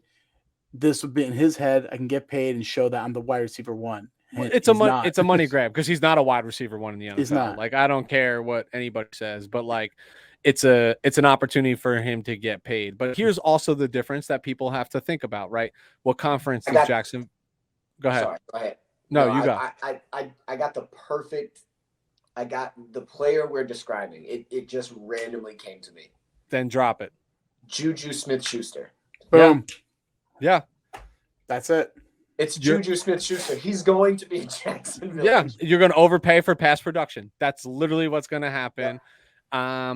You know what? He's not even I like Juju because he plays so close to the line of scrimmage, right? And I'm big on wide receivers who play physical brand of football close to the line of scrimmage, especially for young quarterbacks. But I don't know if that's Trevor Lawrence's strength. Like, he wants to air that hoe out, like Juju plays close to the line. But you're right. Juju is the perfect description for this. Like, go get that bag, go be number 1. He is the perfect promote your TikTok. Yeah, 100%, right? Like, what else you doing on game day? You don't have to worry about But here's where they're going to struggle, right? So if you think of people that are approaching the pinnacle of their career that could typically put a team over the top, let's just say Devontae. Let's say Devontae wants nothing to do with going back to Green Bay. You're going to tell me Devontae Adams does not want to win a ring? He's been paid. He's made money. Like, he wants, like, people like him want to win and want to compete. What conference do the Jacksonville Jaguars play in? AFC South. AFC South. No, conference. Oh, AFC. Yeah. Let's start talking about the Kings in the AFC. Teams like the Kansas City Chiefs, the Baltimore Ravens, Bengals, up and coming teams like, the Browns are going to be competitive, right? The Chargers are going to be competitive. That AFC West, the Buffalo Bills, like the New England Patriots, right? Like, Jacksonville is still a far cry away from getting there. So they're going to have to go seek people that have 5-6 years that want to be there. And this is why, like, to me, for the Jacksonville Jaguars, this is where people go to die. This is where people go to get paid. And I'm sorry to say that, but, like, the days of Mark Brunell and Fred Taylor are long gone. They don't carry that defense anymore like they did when Blake Bortles was the quarterback and somehow were competing in the AFC Championship. Like, those days are still far away from them. They're not close. They're not close like the Bengals were close and making those strides. This is not the same team we're talking about. Weston, like a tradition, like no other on this We're Talking Football podcast. My 5th week in a row, probably, I'm going to quote a famous lyric to a song. Cash rules everything around me, cream. Get the money, dollar bills, y'all. Yeah. You pay, they'll play.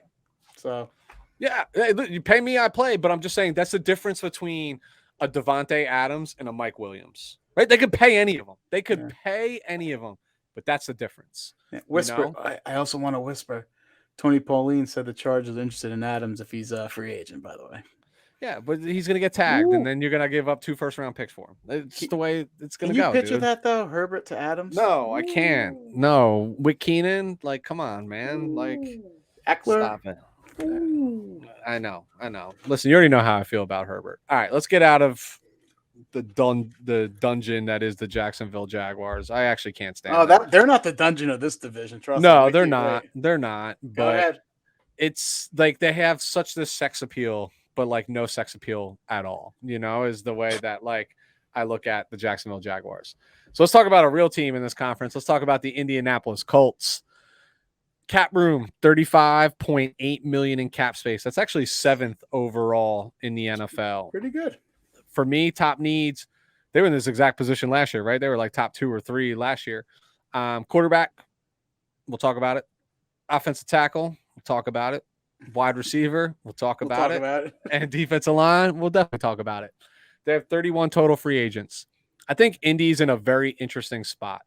They are a talented team with a handful of important free agents, but like every team in the NFL, their success is going to hinder on the quarterback position. And therein lies the rub. They went all in on Wentz last season. They traded what equates to this year's first, last year's third for him, and that didn't play out as expected. On paper, the Indianapolis Colts should be a playoff team, but they weren't. Good news for them, though. For the second year in a row, they have a ton of cap space, and they can offer an interesting destination for potential free agents looking to head to a team to compete, opposite of what I was just talking about with the Jacksonville Jaguars. In the immediate future, that's what they provide. Top free agents, number 1 for me is their right guard, Mark Lewinsky. This needs to be a priority to try to retain most of their offensive line. The other free agent, left tackle Eric Fisher. I don't think they should bring Eric Fisher back, but you never like to go into an offseason losing your starting left tackle, former first number 1 overall pick in an NFL draft. I do think they should let him walk. Another one for me, and I think people sleep on this man, is tight end Moe Alley Cox. Another one who's just one of those ex-basketball players, uber athlete, but does some special things. He's a big man. He can block pretty well, but he's kind of special when that ball is in his hand, can go up and make some rebound type catches, uses his body well, etc. And then the last one for me, I only got 4 in their priority free agents, is wide receiver Zac Pascal. I think he does a little bit of everything. It's just kind of one of those feel-good guys that teams rally around, that fan bases rally around, I think he's somebody that they should sniff bringing back. Cap casualties. So they're actually in a great spot. They have plenty of cap space with a couple opportunities to restructure that can free up even more cap space. So I do actually believe this offseason they're in a position to add talent, not subtract it, which is an envious place to be in. But if I had to your point, Lou, gun to my head, think about some cuts that I would need to make, the way I'm looking at it is really whose contract just lines up nice to be a cap casualty. First one that comes to mind is defensive tackle Grover Stewart, $8.12 million in savings. I have in parentheses in my notes, won't happen. Don't think they'll do it. The other one is cornerback Kenny Moore, $6.75 million in savings. I also have in parentheses, won't happen. Yeah, but again, it's just the way that their contracts look on paper is somebody that could fit that build. The one that I absolutely think will happen and I think should happen is tight end Jack Doyle. $5.45 million in savings. I think this is a very likely cap casualty for them. The other one probably won't happen, should happen, but it's going to be quarterback Carson Wentz. $13.2 million in savings, $15 million in dead money. But here's the issue, like I said before, they gave up a lot for him. So I think he's honestly here for one more year. I don't know, man. Did you hear what Ballard was saying? I heard Ballard, and I love Chris Ballard. How can you bring Carson Wentz back where you're basically saying we made a mistake, he isn't the guy. Like, even if you get competition, how do you keep Carson Wentz, who, by the way, there's some rumblings of locker room issues with him being a little diva, out there in Philly and what have you. He's a quarterback. They're all divas, bro. Nah, that's not true. That's true. Go around the league, they're all divas. I'll pose this back to you because I agree, and I've seen everything that they've come out and said, and I'm telling you, because of Carson Wentz, they're going to be in the exact same position next year that they were this year, right at the end of the season. Like, I'm telling you, but they have an opportunity here. But the question that I'll pose back to you and Dwayne both is, tell me where the upgrade is that they can feasibly make happen. Mind you, they don't have a first-round pick this year. So where's the upgrade? Tell me where the upgrade is. I think I got it. it. Dwayne, you go first. I mean, I'm going to give you one that you're immediately going to – you're both going to go – you're going to both come back at me and be like, that's not an upgrade. I say it's let me preface this with, I think it's an upgrade because of fit. I think he fits as far as Jonathan Taylor doesn't turn the ball over. Like, Bridgewater seems like Indianapolis seems like a really good place that Bridgewater could fit. He doesn't turn the ball over. Like, they don't have wide receivers that are going to burn you. And so Bridgewater dink and dunks the ball. And if you're going to rely on Jonathan Taylor and then you can play action off of it, little short passes, Bridgewater seems like he could fit there. He does the opposite of what Carson Wentz does. He does not turn the ball over. That was Indy's problem. I mean, that's why all Indianapolis had to do to make playoffs was beat Jacksonville. Carson Wentz couldn't do that. He couldn't stop turning the ball over. They haven't been able to beat Jacksonville in a while, no? Yeah, and that's true. I think it was 7 in a row. I'm going to see your Bridgewater, and that's a conservative outlook. And knee-jerk reaction, I'm like, I'm going to throw around Mitchell Trubisky. He's going to be the name that everyone's throwing. No. That's not who I'm saying. Correct me if I'm wrong, but I think this gentleman is trying to go for a record here on the most teams played on. What I'm talking about, Fitz magic. Just air that out. Screw it, bombs away. Why not? Why not? I was gonna bring up Fitzpatrick when Weston was talking about Tampa Bay. Oh, another reuniting. Yeah. Well, I mean, he's played on every goddamn. Him and Josh McNown have played on every team in the NFL. He hasn't played for the Colts. For Indianapolis yet. Put him on the Colts. Done. Put him on. Listen, that beard alone is worth whatever he wants to be paid. Him and Irsay like partying together. I know. But I'm gonna throw another one out there. Jimmy G seems like he'd be a good fit in Indy. It would be, but it won't happen. Let me tell you why. They already got burned, but a similar situation. Yeah, exactly. There's no way it's going to happen. There's too much similarity between Wentz and Jimmy G that they won't. Injuries. They won't make that. I'll give you Bridgewater.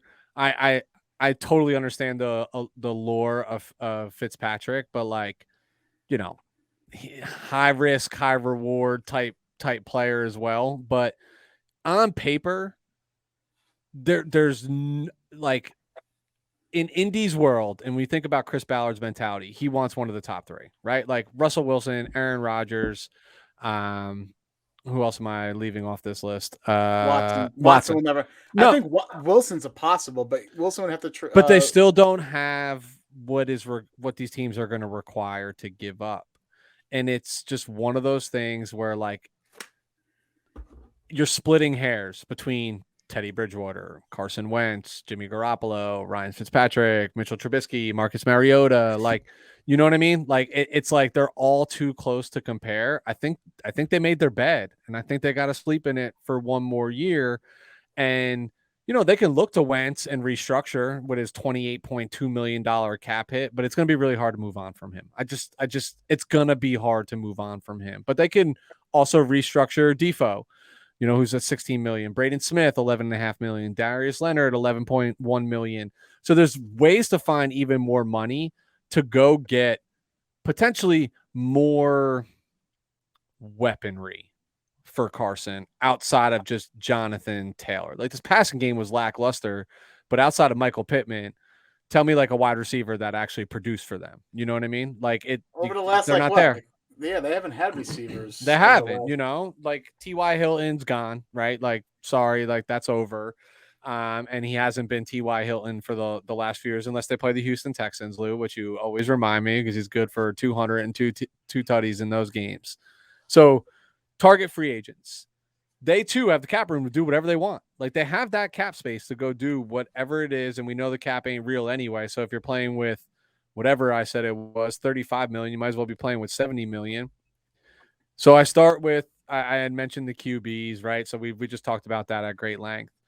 Another fit for them, I think they need some help on defense at safety. Kareem Jackson. I can see this being like just like a low-key, sneaky move for them. Former Denver Bronco. They have health concerns at safety with Julian Blackmon and Kyrie Willis. They both did not finish a season, finished last season for sure. So could be a little sneaky addition. Left tackle, as I talked about, moving on from Eric Fisher. I think this team wants to get back to having one of the most dominant offensive lines in the league, especially with a running back like Jonathan Taylor behind them. I expect them to be huge players for the names of everyone we just talked about. Teron Armstead, Orlando Brown, Dwayne Brown, whoever it is, they're going after big names. Like there's no reason not to. You're smiling, Dwayne. You have an antidote for that? No, I think Lou I just texted Lou a name I forgot about for their quarterback in Indianapolis. Say it. We're on them still. So there's a quarterback that could probably be obtained for relatively PJ Walker, relatively cheap. That played pretty well for Frank Reich. Like won a Super Bowl. Big. Nick Foles, BDN. BDN. It would just be the most perfect thing. It would just be like Carson Wentz's head would explode. I know. Nick Foles walked back. I say this jokingly, and I never mean to ever make a joke related to this, but that would make Carson Wentz fall into like straight up depression, right? Like there would be mental health that would stem from that. So I honestly believe, and I've had this conversation on my podcast, Nick Foles ruined Carson Wentz's career. 100%. I very much believe that. I believe that Carson Wentz has never been able to overcome the fact, in his mind, he has not been able to overcome the fact that Nick Foles won that Super Bowl. Won that Super Bowl in a year where, let's call it what it was, until Carson Wentz got injured, he was MVP consideration. MVP. You know what I mean? He's just never recovered from Yep. it. Hey, you got a ring while he was on crutches, you know, but like, I get it. As a quarterback, like that was your team. You did all of the heavy lifting, right? And then a backup. Lou, what do I always say about backup quarterbacks? They always play the best because they got nothing to lose. They got literally nothing to lose, and they just came out and did it. Like what? Second most important player on your team. Yep. He's also the favorite. The favorite player of all fans is the backup quarterback because they all want him to come in and play. I remember the when Dave Brown was the quarterback of the New York Giants. So Dwayne, my family, like my brother and I, we are season ticket holders for the New York Giants. We inherited them from my grandfather. My brother's a diehard Giants fan, so I've been going to Giants game forever. And when Dwayne Brown was the backup, people on the team in the stadium spent more time cheering for Danny Cannell to come into the game than they did actually cheering for their team to win the football game. Oh, I know. I get it. I remember. In the highlight, and this is just Falcons fans in general just can't agree on quarterbacks, and we've gone off the rails, and this is my fault. I should have never texted. We do it anyway. If you weren't here, trust me. Look, so this is Falcons quarterbacks. It's always just 50-50. Falcons, you talk about backup quarterbacks. Falcons fans loved Matt Schaub. Oh, yeah. Both as the backup quarterback for Michael Vick and as the backup quarterback for Matt Ryan. Yo, listen. Kyle Shanahan made Matt Schaub look like an MVP candidate, so we knew Schaub could play. If I'm not allowed to talk about Jim Tomsula, you are okay. I'm not allowed to talk about Kyle Shanahan. Okay, all right, fair enough. It's still an open wound. I totally get it. I have a couple of those from him as well. All right, so I talked about left tackle. I'll speed right through this and we'll jump in. Wide receiver, they need to get somebody opposite of Pittman. I'm thinking, again, they have the money. Like, they can lure Godwin. They can play with Mike Williams. They can go after Michael Gallup. I think Christian Kirk is an interesting fit because Pittman is that true, possession wide receiver, right? So who's going to take the top off of defense? I think Christian Kirk is the more probably ideal candidate, maybe a Michael Gallup here. I mentioned tight end. I think they got to move on from Jack Doyle. But with the money they have, Lou, you mentioned this person before. Dalton Schultz feels like an ideal fit in this offense. I feel like he does everything that Jack Doyle has done in the past and probably can do it better at this point in his career. Maybe even an aging Zach Ertz makes sense. And then edge for them. Hearing rumors that Chandler Jones will not be back in Arizona, which is interesting.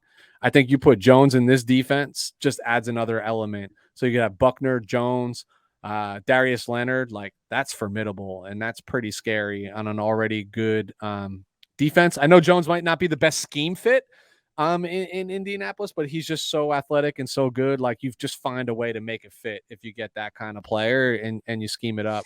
But that's it, man. I think, again, I think Indy is absolutely in the position to add and subtract, but you heard it here first. They're going to be in the exact same position that they were last year because of the quarterback. Yeah, I don't know where they go from here. To be honest with you, I don't. If they're going to keep Wentz, they should just not divulge some of the things they said to the media. But what are you going to say? What are you going to do? It's similar to the Panthers with Darnold. You're just stuck with them. It is what it is. So let's get into everybody's most exciting topic. So perhaps what you were all waiting for right now, the Houston Texans. The running back, y'all. Running back you over here. Okay. So Houston Texans have a cap space of $15.5 million. Ranks them literally middle of the road in the NFL, ranked 16th in the league with that much space. Their top needs, pretty much everything. Wide receiver, interior offensive lineman, tight end, and their entire defense. So I'm looking at their defense, and if they're not good, then they're a free agent, basically. They have 7 starters on the that are eligible for free agency on the defensive side of the ball this year. 7 out of 11, so it's pretty telling. Priority free agents, there's a reason why I'm silent. I really wouldn't say there's any priority free agents on the Houston Texans. But if you, once again, that gun's getting taken out and put into my head. Jacob Martin, Justin Reed, Desmond King, Justin Britt, the center. It's just no one there that you find yourself they have to bring back this individual. It's just something that I personally think that they need to bring in new fresh blood, almost like a reset with this roster. Speaking of reset with the roster, in order to bring new blood, you have to get rid of old players here. So possible cap casualties. I have Eric Murray, cap saving $5.4 million, only a $1.5 million dead money hit. Marcus Cannon, $5.2 million cap savings. Kevin Pierre-Louis, $3.1 million cap savings. Terrence Mitchell, $3.1 million cap savings. Any of these names, by the way, like, oh no, you can't get rid of them, right? These are just like these are the guys you would sign in Madden off of free agency just because you got that alert that, hey, you don't have the minimum amount of roster spots for the cornerback position or the linebacker position. But here's some intriguing ones. These could be controversial, and here's some intriguing ones. Brandon Cooks, if he's cut or traded post June 1st, they can save $13 million and only have a $2.5 million dead money hit. Let's not forget about Laramie Tunsil. They can cut or trade post June 1st, and they can save $17 million. It would be a high price dead money hit of 8.3. Trading would probably be their best bet because pretty much they get some assets for him and save cap space. I mean, if you use the Laramie Tunsil trade as the foundation for what a Laramie Tunsil trade would look like. Well, I don't see. Bill O'Brien's not on the NFL roster on the NFL team, right? So I don't really see that happening. Yeah, but I mean, teams will trade for a left tackle, no doubt. And I think teams would trade for Brandon Cooks. I think teams would. But do you really want to trade? Do you really want to trade away a player with your young quarterback in Davis Mills? So he showed some promise last year, and do you really want to take away as opposed to his only offensive weapon? I mean, Brandon Cooks might be one of the most underrated players in the NFL, and he's like 25 still, 26, right? Like he's silly young. They have David Johnson. Okay. No, they don't. He's a free agent, by the way. Never mind. They have Rex Burkhead. How dare you? he also was arrested with Ian Thomas in the dirt biking incident. All right, so let's get back to perhaps the elephant in the room. We're all here. Deshaun Watson cut or traded post June 1st. They can save $35 million by trading him. Cap savings. Dead money hit only $5.4 million. If I'm Houston, and I'm not, like I would never put myself in this situation, but if I was Houston, I'm trading him and Laramie Tunsil away. You're saving pretty much $52 million in cap space, and you're getting a significant amount of assets to rebuild this team because looking at this roster, it's a bunch of who's, huhs, what's. So that is what I'm currently doing, is trying to get the most bang for my buck and restarting this regime and see what your signal caller and Davis Mills has. Their free agent targets, they're going to be limited because from a cash standpoint and a reputation standpoint, it's going to be hard to track those top tier, I think, free agents to Houston. I would look for them to focus more on their energy on tier 2, tier 3 type of players. Maybe make one splash signing just to show faith to the Houston faithful there that, hey, we're trying. And one of the splash signs I can honestly see them make is center Ryan Jensen. Listen, he won his Super Bowl ring with Tampa Bay. Tampa Bay, we just already alluded to the fact that they're in turmoil. He just might want to cash in on a big payday. As for Houston, I think this would be a perfect copy my neighbor's homework type stuff of what the LA Chargers did when they went out and got Pro Bowl center Corey Linsley for their young signal caller and Justin Herbert. So get someone who's experienced and ridiculously good as the center position, help groom your young quarterback and protect them. That's their big splash I can see them making. Now, if they want to fortify the offensive line, they do have Titus Howard.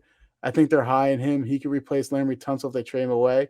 But look for them to kick the tires on Andrew Norwell. We discussed him with the Jacksonville Jaguars. How about Trent Brown? Texans GM Nick Caserio is familiar with Trent Brown because Caserio and Brown were both with the New England Patriots. And that's where he was. Caserio was there when he was drafted. We keep on saying this individual's name. He's going to be a very popular name because he can block, he plays a position where they help young signal callers. Dalton Schultz would be a really good get for Houston. Dalton wouldn't have to leave the state of Texas. Still stays in the state of Texas, and still cashes in on a bigger deal. Also at the wide receiver position, look for Michael Gallup. Maybe DJ Chark, try to take it away from a division rival, or Cordell Patterson. I personally think I'm not a big Cordell Patterson fan. I'm sorry, Dwayne. I'm not trying to throw shade. I felt like the last 5-6 weeks of that season, he kind of faded. I just think he just showed in my head he's limited in that regard. So in my head, I think he's looking for perhaps the biggest paycheck for him in his career. But that is an opportunity. He's looking for playing time and money, and that's something that the Texans could provide. And I think that's a good opportunity for him. Now, on the defensive side of the ball, they need to fortify the middle of that interior defensive line. Players like DJ Jones, we talked about. Players like BJ Hill. These are guys who are not going to break the bank, but they're going to provide you valuable snaps, and they're not going to be total pushovers. Once again, when we look at the second level, the linebacker position, Dante Hightower, Nick Casario, coming from that New England tree, has familiarity with Dante Hightower. Look for that. Maybe a Kazir White. I don't think Kazir White is going to sign with the Chargers, and he's going to be looking for, once again, starting playing time and money, and this would be a good opportunity for him. And last but not least, at the cornerback position, how about Rasul Douglas? Rasul Douglas did a great job reinventing himself last year and creating a lot of interceptions for the Green Bay Packers. I feel like this could be a good opportunity for him to once again ensure he's a starting cornerback after his stint with Green Bay. And that's my story. I'm sticking to it. Yeah. I think, again, Houston's one of those teams that's just in that spot where, like, nothing they do this year is going to change the tide. So it's probably more likely that they stand pat and fill out their roster more so than go make sexy splashes, save a little bit of cap money, parlay it into the following year, get some youth about them. But I think if they are in the market, they're in the market for, like, how do we unload Watson? How do we maybe unload somebody like Tunsil? What can we recruit for those players prior to the draft and kind of just like replenish, Yeah. I think Houston's in a similar boat to Jacksonville. You got to give, if David Mills is your guy and that's the guy you believe in, then you got to give him some weapons. And I think kind of what Lou said, going and getting wide receivers that you might pay a little extra money to come play for you, that you can also take away from division rivals. I think they could go after Pascal and Shark, pair him with Brandon Cooks. That's a legit wide receiver. Is it top echelon like Tampa Bay's last year? No, but it'll help David Mills versus like Brandon Cooks and this water bottle that he was throwing to last year. Poor Davis Mills, man. He did what he beat some teams, they won some games. Yeah, I know. I mean, I thought their coach last year should have won Coach of the Year, that they won 4 games. Dwayne, I think you and I talked about this. We talked about it. David Culley should not have been fired. No. Still should have been Urban Meyer Coach of the Year, by the way. what he was pulling in at those bars, man. I mean, at his age, I give him a lot of respect. Yeah, welcome to my life here, Dwayne, on this podcast.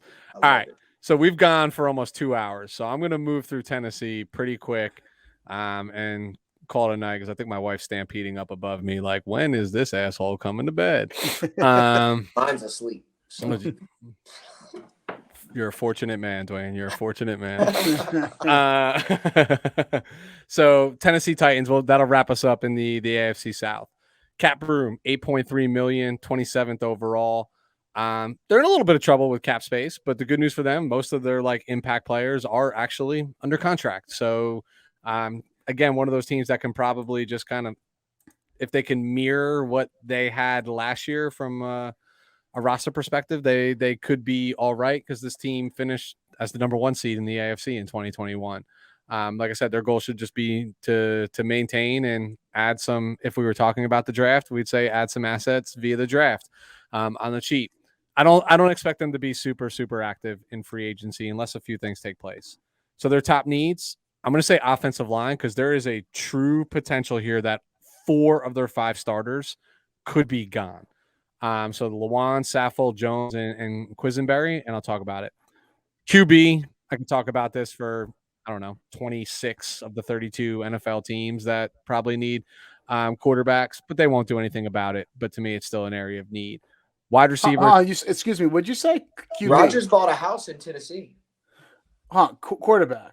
Quarterback. So the guy who led them as number 1 AFC seed, you're thinking, and he didn't have AJ Brown, Derrick Henry, or Julio Jones. Yeah. And they still. Okay. Lou, are wins a quarterback stat? Ex-Giants fans, yeah. I don't subscribe to that. I mean, shit, my starting quarterback had a lot of wins when he was healthy, right? But not a quarterback stat. They influence. They don't dictate. So wide receiver, tight end, and cornerback are some other areas potentially of need. So top free agents. I don't think any teams I said before that 8.3 million. They're negative 8.3 million in cap space. I don't think any teams like to enter free agency with negative cap space. So there's going to be some potential cuts for the Titans that's going to free up some space. But their top free agents right now, center Ben Jones. I talked about earlier how he's playing some of his best football right now, and could be one of 4 that disappears. To me, linebacker Jayon Brown. I've gushed about him on this show before. I love this kid. I just think they have to find a way to keep him. Edge Harold Landry. I mean, this man is 25 years old and he's coming off a 12-sack season. How the hell they're going to re-sign him? I have no idea. It's going to be impossible. Well, I'm talking about some avenues here that make it a reality, but that Bud Dupree contract really does not help things on the opposite Probably side. Tan Hill too. Yeah. So I'm going to talk about some obvious restructures and I think some cap casualties. I think Donta Foreman should be a priority. And I know that's crazy to hear when you talk about hey, this team has Derrick Henry, but when a running back finally gets nicked, you never know if that's the one that's going to cause the down. Ask Todd Gurley if that's the one that's going to cause the downhill spiral. And there's a lot of wear and tear on King Henry, a lot of mileage. And Donta Foreman was serviceable last year, and he's not going to cost you a ton of money. And I think they have one other running back on the roster, so they got to look. And somebody who's got familiarity with the offense, had some high production in the offense. I think you got to scratch the surface on what it's going to look like to bring them back. The one for me is an iffy, but linebacker Rashaan Evans, with him and Brown as free agents, you just start looking real thin in the middle of that defense and in that front seven. So cap casualties, they're going to have to find ways to get cute, and there might be some. I listed 5 names. There's probably 2 to 3 more that could be. That would add up to another 4 or 5 million in savings, but these are the big names. Left tackle, Taylor Lewan, 12.9 million. Desperate times call for desperate measures, my friends. Don't know. Restructure him though. I'm a big Lewan fan. I don't know why. I am not. I think he's just a physical guy. I don't really think he's as good as the contract warrants, in my opinion. Another one for me, wide receiver Julio Jones, 9.5 million post June 1. Injuries, man. Injuries have been the tail of the tape over the last few seasons for him. And that contract does not match production and availability. Might be time. Left guard Roger Saffold, 10.4 million. Saying the same thing about Taylor Lewan. And I am not by any means the first one to mention these things, right? I am taking some of this information from Tennessee beat writers talking about that these are realistic things that they are considering because of their cap situation right now and cutting these individuals. The one that I will talk about, but I absolutely would not do, is linebacker Zach Cunningham at 10.4 million. I'd restructure this. I don't think I could cut Zach Cunningham, So you would restructure an off the ball linebacker. Hell yes. But not I'm not saying premier left tackle. No. I'm just saying that the way that Taylor Lewan, Roger Saffold's, the way that their contracts are constructed it's easy math, man. It's easy math, right? And this is how you bring them to the table to renegotiate. It's I'm going to have to cut you. What do you want to do? Those sort of things. And then the other one, to me is it's a foregone conclusion, is cornerback Janoris Jenkins at 6.9 million. I think he's gone. They hope Caleb Farley recovers from that injury. He's able to step right up. They drafted Christian Fulton last year. I think they're feeling confident in what they got. Restructures. Tannehill. He's got a 38.6 million cap hit. Unacceptable. Cannot go into the season. Highly underpaid. Yeah, with that quarterback, you can't do it. Bud Dupree, 19.2 million. Kevin Byard, 15.8. Derrick Henry, 14.6. These are the conversations you got to start having. When you tally all this up, the moves that they'll probably be able to make, they go from negative 8 million to like $65-70 million in cap. Like, it's a drastic swing when they're able to do these things. So I know those moves feel unpopular. I mentioned I'm not the first to actually sound those out in terms of the Taylor Lewan and Roger Saffold. But target free agents, in terms of the O-line, I think this will be the first that they'll need to address. And I expect them to heavily investigate bringing back their center and Quisenberry. But the left side of the line is going to be depleted. So names like Dwayne Brown, Orlando Brown Jr. make a lot of sense at tackle. At guard, Lincoln Tomlinson, Connor Williams, Austin Corbett. Like, if you're freeing up that cap and all of a sudden you're a player, there's an opportunity to potentially upgrade over those names that you might have released. Wide receiver, if we were talking about the draft, I would mention this. I honestly expect them to use that late first round pick to address this particular position. There's a couple of interesting wide receivers at the bottom half of the first round that I think they'll be in play with. But a name for me to keep an eye on is Allen Robinson. Giving them that more quote unquote kind of like possession wide receiver could be big on those 3rd and 7, 3rd and 8s for them, help them move the chains. I just think that he's somebody who kind of fits the build of what they're probably looking for. I mentioned cornerback with Farley and Fulton there.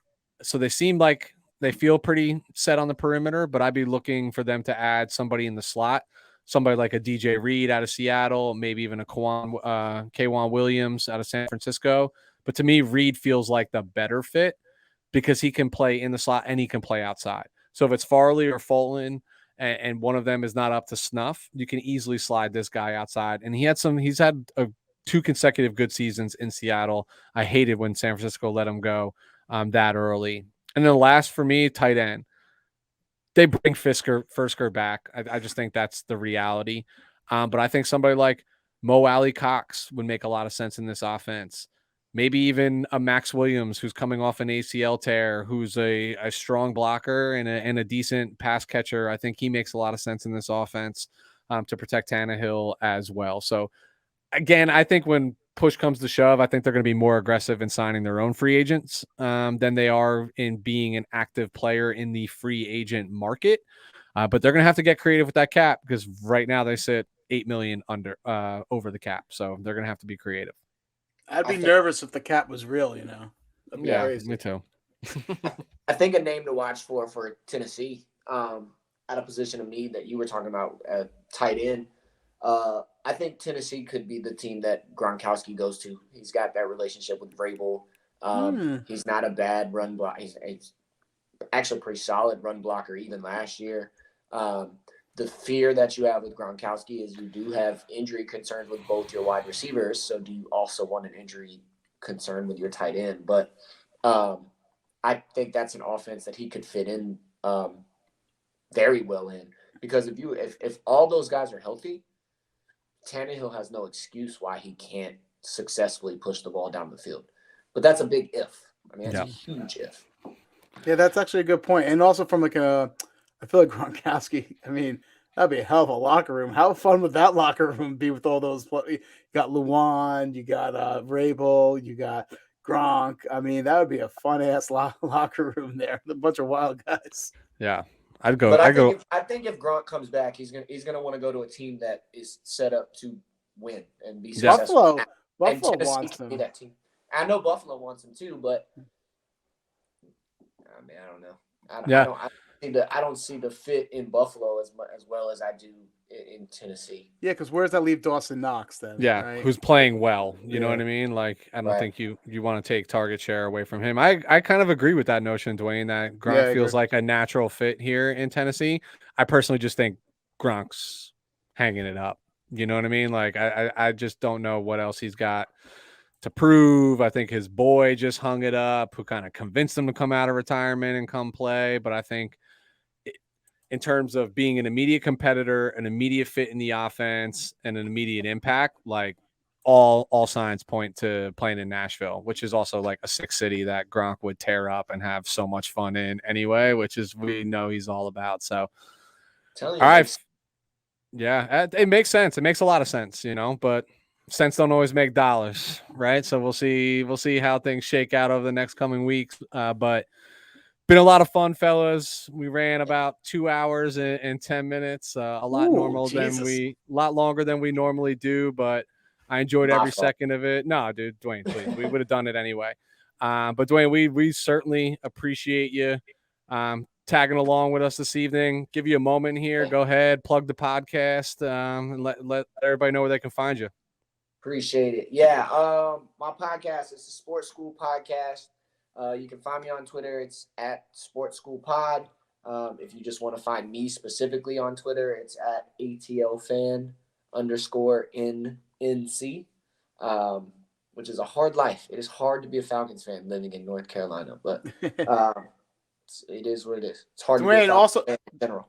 Dwayne, also tell them like what you cover on your show, because it's not just football. Yeah, no. So I cover all on my podcast. I cover all sports. So in real life, I'm a teacher. And so I tried to bring a podcast or create a podcast that combines both what I do for real with what I enjoy doing, which is talking sports. So I talk all kinds of sports. I look at stories from that week. I give them grades. So I start with A, go all the way through F. I teach a lesson. My last episode's lesson was on why you should actually pay attention to the USFL and players to watch out for coming in out of that league that you could see on NFL rosters next year. I know everybody likes the detention segment. Like I hand out detention just to someone who just does something absolutely stupid that I just want to take a moment to talk about. Lou is permanently in detention in this podcast. I'm like VIP. I got like first row. Yeah.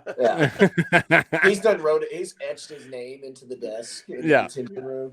Yeah, he's that guy. But yeah, I talk all sports. My last episode, I talked college baseball. I mean, I talked a whole bunch of things. So, all kinds of sports, not just football. He's a great listen. He's been kind enough to invite us on and talk about some very specific topics that align with our team. So this is not going to be the last time you hear his voice or see his face on this podcast. We want to bring Dwayne back as frequently as we can. We appreciate you, again, carving some time out of your evening for us on a school night, Coach Dwayne. But Lou, like you always do, tell everybody where they can find us, and we'll wrap up and get out of here. You can find us on Instagram and Twitter at WTF Pod NFL and Weston. Let's make this goal to 500 YouTube subscribers. Tell them where they can find us on YouTube. You can find us at We're Talking Football. It's nice and simple. I'll reiterate. I promise, Lou, if we got to 500 YouTube subscribers, I would take him out to a super expensive steak dinner, and he will hold me to that. I mean, I'm feeling like I might even fly Dwayne up here for that dinner at this point, if we can get to that point. Let's do it. Medium rare. That's my next step is to get my podcast on YouTube. So hey, we're happy to help you. We had a subscribe to these guys, and then I'll if they get to 500, I'll expedite my process. Yeah, there you go. Hit the like, hit the subscribe, sign up for the notifications, fellas. Been a pleasure. Looking forward to doing it again, and everybody have a wonderful evening. Hey, you too, man. Thanks, guys. Appreciate it. No worries.